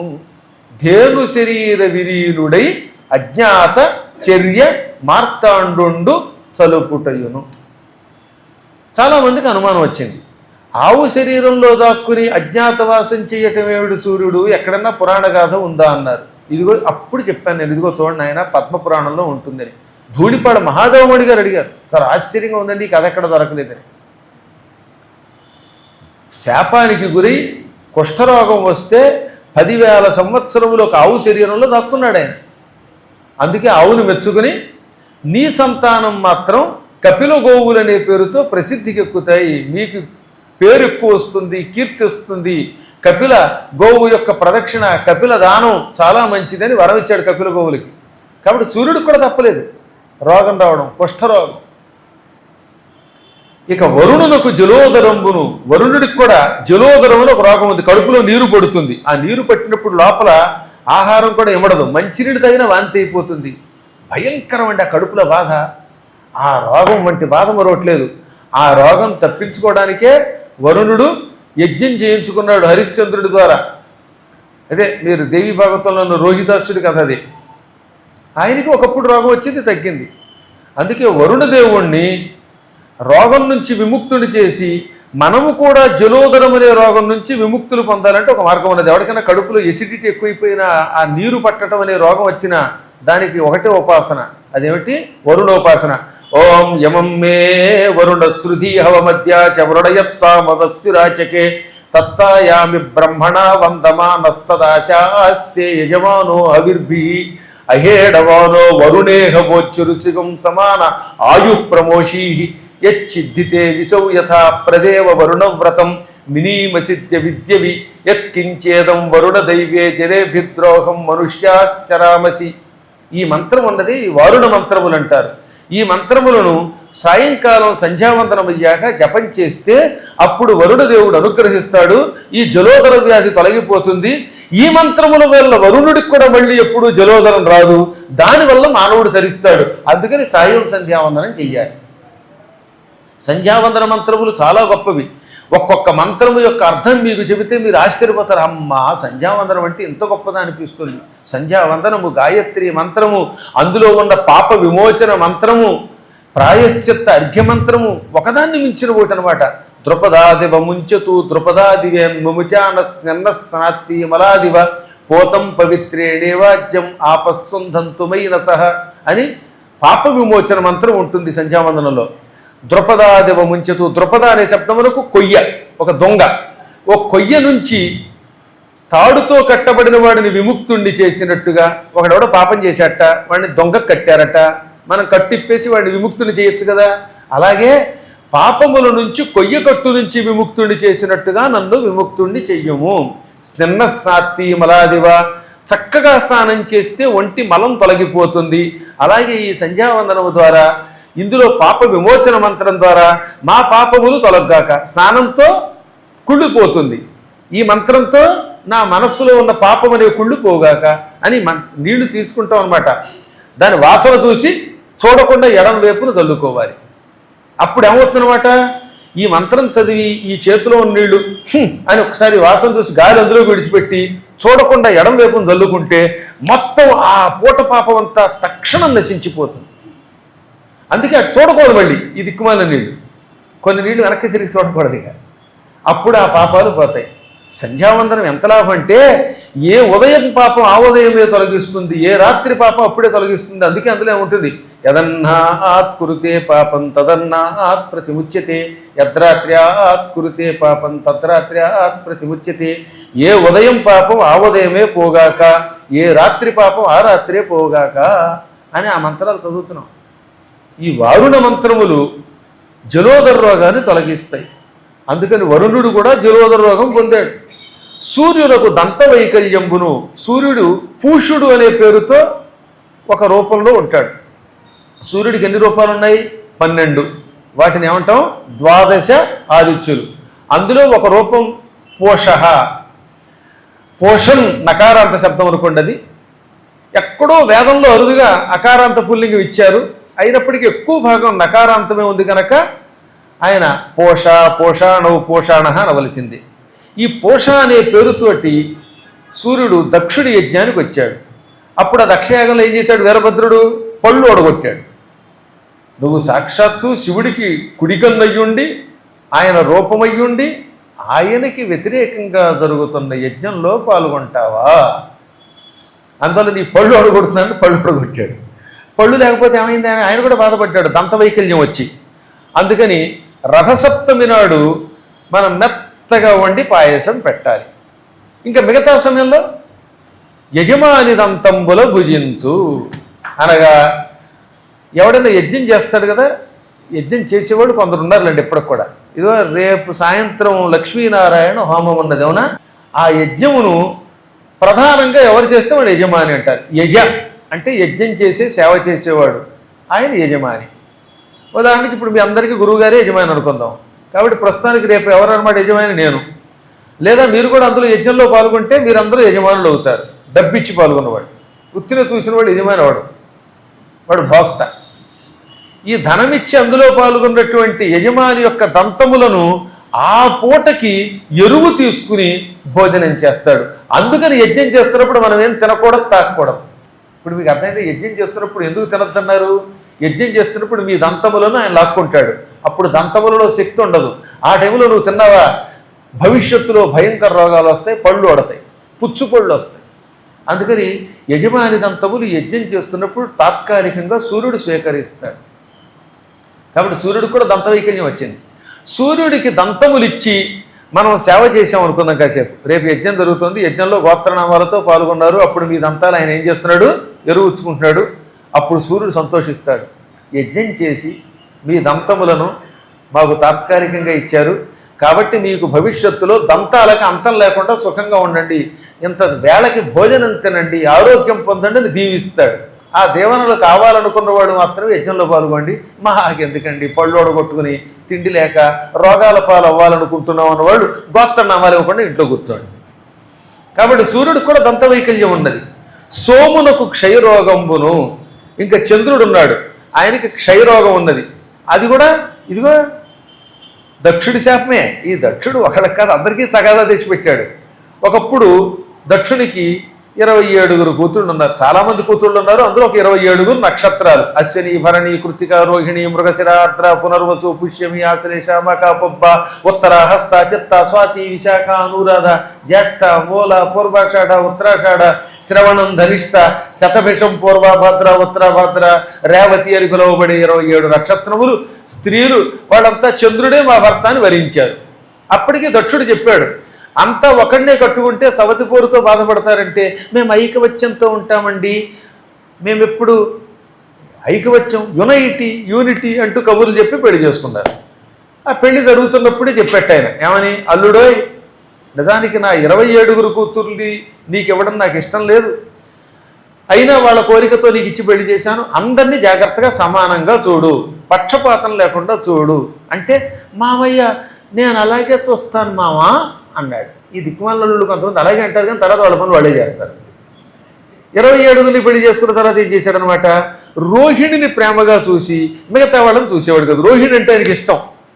ఇంకా ఆ ఇద్దరి బంధం అంతా ఇంత కదండోయ్.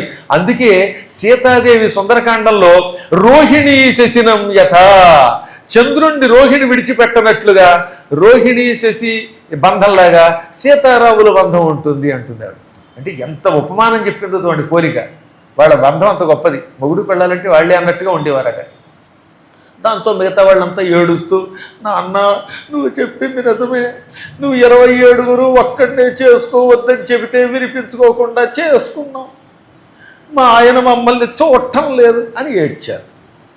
దాంతో ఆయనకి మండిపోయింది. ఏమిరా అల్లు అన్నాడు. అనగానే వాడు మళ్ళీ నెత్తికి చిల్లు పడినంత మరి, లేదు మావయ్య జాగ్రత్తగా చూస్తారు, ప్లీజ్ గివ్ మీ ఒక ఛాన్స్, ఒక 2 months గ్యాప్. ఇది దిక్కుమాలు కూడా కొంతమంది 2 నెలలు కాస్త గ్యాప్ ఇస్తే తర్వాత నేను ఏదో ఒకటి ఎన్నుకుంటాను అన్నాడు అల్లుడు. సరే 2 నెలలు గడిచింది. మళ్ళీ ఇదే వ్యవహారం. ఏమిరా అంటే ఇంకొక 2 నెలలు అన్నాడు. ఇలా మాటి మాటికి మోసం చేస్తుంటే ఒక రోజున మండిపోయింది. అందరినీ సమానంగా చూసుకోమంటే మాట ఇచ్చి తప్పుతున్నావు గనక క్షయరోగం పొందు అని శపించేశాడు. దాంతో దగ్గుకుంటూ పేషెంట్ అయిపోయాడు. టీబీ పేషెంట్ అయిపోయాడు. ఇప్పుడు మళ్ళీ ఏడవడం మొదలెట్టారు వీళ్ళు. నా అన్న నువ్వు శపించింది మీ అల్లున్నా మా అమ్మల్నా? ఆయనకి క్షయరోగం వస్తే దగ్గుకుంటూ మా జోలికి అసలు రాలేడు. చూసిన వాళ్ళంతా మీ ఆయనకి టీబీ కదా అనడం మొదలెట్టారు. మళ్ళీ మాకే కష్టం అన్నారు. అందుకే చీటికి మట్టికి పుట్టింటికి రాకూడదు. వచ్చి నాన్న నాన్న అంటే మండిపోయి శాపం పెట్టాను. మనం శుక్రాచార్యుడి కథ ఒకటి ఇదొకటి జాగ్రత్తగా వినాలి. మండిపోయి మామగారు శాపం పెడితే ఆ శాపం వల్ల మళ్ళీ అమ్మాయికే కదండి ఇబ్బంది. అది కూడా దృష్టిలో పెట్టేవాళ్ళు శాపం పెట్టేటప్పుడు. ఒకవేళ అల్లుడి శాపం పెట్టాలని చూస్తే, బోరల్లుడా నీకు 4 కొడుకులు పుట్ట, నీకు 4 కొంపలు రాను, నీకు 50 kgs బంగారం వచ్చి పన్ను, ఇలాంటి శాపాలు పెట్టాలి. కానీ ఆ శాపం పెట్టేదేదో నా కూతుళ్ళందరినీ సమానంగా చూసుకుందుగా కానీ శాపం పెట్టచ్చుగా, అది ఫలించేది. కానీ అలాంటి ఊహ రాలేదు. ఈ శాపం పెట్టాడు ఆయన. దాంతో వీడు టీబీ పేషెంట్ అయ్యాడు కదా అని బాధపడితే అప్పుడు చివరికి ఇదంతా చచ్చే పని అయ్యి దేవతలకు కూడా ఇబ్బంది వచ్చింది. అది పెద్ద కథ అనుకోండి. చంద్రుడు క్షీణిస్తే మొక్కలు దెబ్బతింటాయి. ముఖ్యంగా పత్తి పంట కేవలం చంద్రుడి యొక్క వెన్నెలు ఉంటేనే పండుతుంది, లేకపోతే నాశనం అయిపోతుంది. అందుకే చంద్రుడి కాంతిలో తేడా వస్తే పత్తి చీడబట్టి పాడైపోతుంది. చంద్రుడి వల్ల పత్తి వస్తుంది కనుక ఈ పత్తి నుంచి మనకి వస్త్రాలు వస్తున్నాయి కనుక పత్తిలో వచ్చే దూదిని ఏం చేస్తాం? దారాలు చేస్తాం. ఆ దారాలతో బట్టలు తయారవుతాయి. అందుకున్నాడు విధియనాడు చంద్రుడు కనపడగానే నీ వల్ల మాకు ఈ దారములు బట్టలు వచ్చాయి, ఈ బట్టలు వచ్చి నీకు ఇస్తున్నామని ఒక నూలు పోగు తీసి ఇస్తారు. అది చంద్రుడికి ఒక నూలు పోగు. అంటే చంద్రుడికి ఒక నూలు పోగు ఇవ్వాలి కృతజ్ఞతగా, ఈ వస్త్రం ఇచ్చాడు కనుక. అందుకని మొత్తం నూలంతా ఎక్కండి. బయటకు కనబడితే కొన్ని దారం, ఇదిగో నాకు కనబడిందో దారం, ఈ దారం మాత్రమే కట్ చేసి వెయ్యాలి. ఒక ఆయన మొత్తం ఇప్పేశాడు కుట్లు, మహామేధావి, దారం కోసం. ఇంకేందో తర్వాత ఏం లేదు, ఇది భారం, దారం పోయింది, వస్త్రం పాడవుతుంది. ఒక్క నూలుపోగా అలా ఇవ్వడం సామెత పుట్టింది. చంద్రుడు లేకపోతే పత్తి లేదు, చంద్రుడు లేకపోతే శోభలత లేదు, ఔషధాలు లేవు, ఔషధాలు లేకపోతే దేవతలకి యజ్ఞం ఉండదు, యజ్ఞం లేకపోతే వర్షాలు కురిపించరు, వాళ్ళు చిక్కిపోతారు. అందుకని ఎంకిపెండి సుబ్బిజావుకు వచ్చినట్లుగా చంద్రుడికి ఇచ్చిన శాపం దేవతలకి మానవులకి అందరికీ కష్టం కలిగిస్తే అప్పుడు చంద్రుడు మళ్ళీ సోమనాథ క్షేత్రానికి ప్రభాస వెళ్ళి లింగం ప్రతిష్ఠించి ఈశ్వర అనుగ్రహంతో క్షయరోగం నుంచి విముక్తి పొందాడు.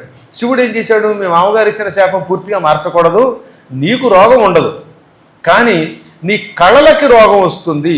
వృద్ధి క్షయము చంద్ర కళలకు ఉంటాయి, చంద్రుడు ఆరోగ్యంగా ఉంటాడు, నువ్వు నా నెత్తి మీద ఉంటే ఇక నీకు ఏ శాపం ఫలించదు అని నెత్తి మీద పెట్టుకుని అక్కడి నుంచి పాడ్యమి నుంచి పౌర్ణమి వరకు చంద్రుడి యొక్క కళ పెరిగేటట్టు, అక్కడి నుంచి అమావాస్య వరకు తరిగేటట్టు పెట్టాడు. ప్రతి మాసంలో ఒక అమావాస్య వస్తుంది కదా, ఒక్కొక్క అమావాస్య నాడు చంద్రుడు కొంచెం కనపడతాడు సన్నని రేఖతో, ఒక్కొక్క అమావాస్య నాడు అస్సలు చంద్రరేఖ కనపడదు. ఈ చంద్రరేఖ కనబడే అమావాస్యనే అంటారు అన్నమాట సాదృష్టేందు సినీవాలి. కొంచెము చంద్రకళ చంద్రరేఖ కనబడినటువంటి అమావాస్యని సినీవాలి ఏమంటారు? సినీవాలి అంటారు. సినీ అంటే ఈ సినిమా కాదు, సంస్కృతం సినీవాలి. సానష్టేందు కళా కుహు, అసలు చంద్రుడి యొక్క కళ కనపడని అమావాస్యని కుహు అంటారు. ఈ విధంగా కుహు సినీవాలి అనే 2 అమావాస్యలు కూడా ఏర్పడ్డాయి. ఈ విధంగా క్షయములు వాటికి వచ్చాయి. దాంతో సోమనాథేశ్వర లింగం వచ్చింది. కాబట్టి సోముడికి క్షయ వచ్చింది, ఇంద్రుడికి భుజాస్తంభనం వచ్చింది. ఇది మహానుభావుడైన చమనుడు నీ భుజం స్తంభించిపోవాలని చెప్పిస్తే దాంతో ఇంద్రుడికి కూడా చెయ్యి కదలకుండా ఆగిపోయింది. దక్ష ప్రజాపతి శివుడికి ద్రోహం చేయటం వల్ల మహాజ్వరం వచ్చింది. ఏకంగా 1000 సంవత్సరాలు జ్వరంతో బాధపడి చిట్ట చివరికి విముక్తయ్యాడు. వైశ్యానరుడికి సర్వభక్షకత్వం వచ్చింది. అనగా అగ్నిహోత్రుడు శాపగ్రస్తుడై సర్వభక్షకుడయ్యాడు పార్వతీ శాపం వల్ల. అందుకే పెంట శవాలు అన్నీ కాల్చేస్తాడు, అన్నీ తింటున్నాడు ఆయన. ఇలా వారు వీరు అనే తేడా లేకుండా వారి వారి కర్మల వల్ల అందరికీ ఏదో ఒక ఇబ్బంది వచ్చింది. దేవతలకు ఇబ్బంది వచ్చినా విముక్తి పొందుతారు. అదే కృష్ణ పరమాత్ముడైతే స్వేచ్ఛతో పుట్టి శరీరాన్ని అవతారం చాలించి వైకుంఠానికి పంపించుకోగలుగుతాడు. మానవులకి స్వేచ్ఛ లేదు గనక కర్మములు అనుభవిస్తూ మళ్ళీ పుడుతూ మళ్ళీ చస్తూ ఉంటారు. ఇప్పుడు అందులోంచి బయటపడడానికి ఏమేం చెయ్యాలి, కర్మ విపాకములేమిటి, ఇవన్నీ చెప్పడం మొదలుపెట్టాడు. చాలా అద్భుతం అండి. మీరు ఎంతో అదృష్టవంతులు. సమయం తప్పకుండా దీన్ని వింటున్నారు. ఈ వినడమే మీకు పాప విమోచనకి. ఇది విన్నవారికి పాపం లేదు కానీ ఆఖరణ ఫలశ్రుతిలో చెబుతాడు. పద్మపురాణములోని భూమిఖండములోని ఈ ఘట్టములను శ్రద్ధతో విన్నటువంటి వాళ్ళకి నరకము పొరపాటును కూడా రాదు. శ్రీహరికేశవనామా శ్రీహరికేశవనామా మధురిపుతారక నామా శ్రీహరికేశవనామా మధురిపుతారక నామా శ్రీహరికేశవనామా. మాధవ నిన్నే మదిలో తలచి మాధవ నిన్నే మదిలో తలచి కానలలో నా కాపురమున్న కానలలో నా కాపురమున్న కొలిచెడి వారికి కొరతేమి రాదు కొలిచెడి వారికి భేదములేవి రానే రావు భేదములేవి రానే రావు కోరిన వరములనన్నీ వసగడి వాడవు కావా శ్రీహరికేశవనామా శ్రీహరికేశవనామా మధురిపుతారక నామా.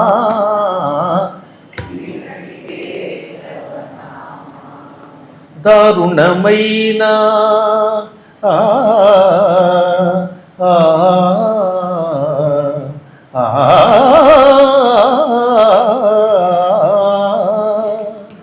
దారుణమైన బాధలనైనా దారుణమైన బాధలనైనా తునిమెడి బాణము నీ తిరునామము తునిమెడి బాణము నీ తిరునామము భాగ్యములందు పెను బాధలందు భాగ్యములందు పెను బాధలందు దాసుల నీవు వీడవు స్వామి దాసుల నీవు వీడవు స్వామి నీ శుభ పదముల సేవా కవచము వంటిది కాదా శ్రీహరికేశవనామా శ్రీహరికేశవనామా మధురిపుతారక నామా శ్రీహరికేశవనామా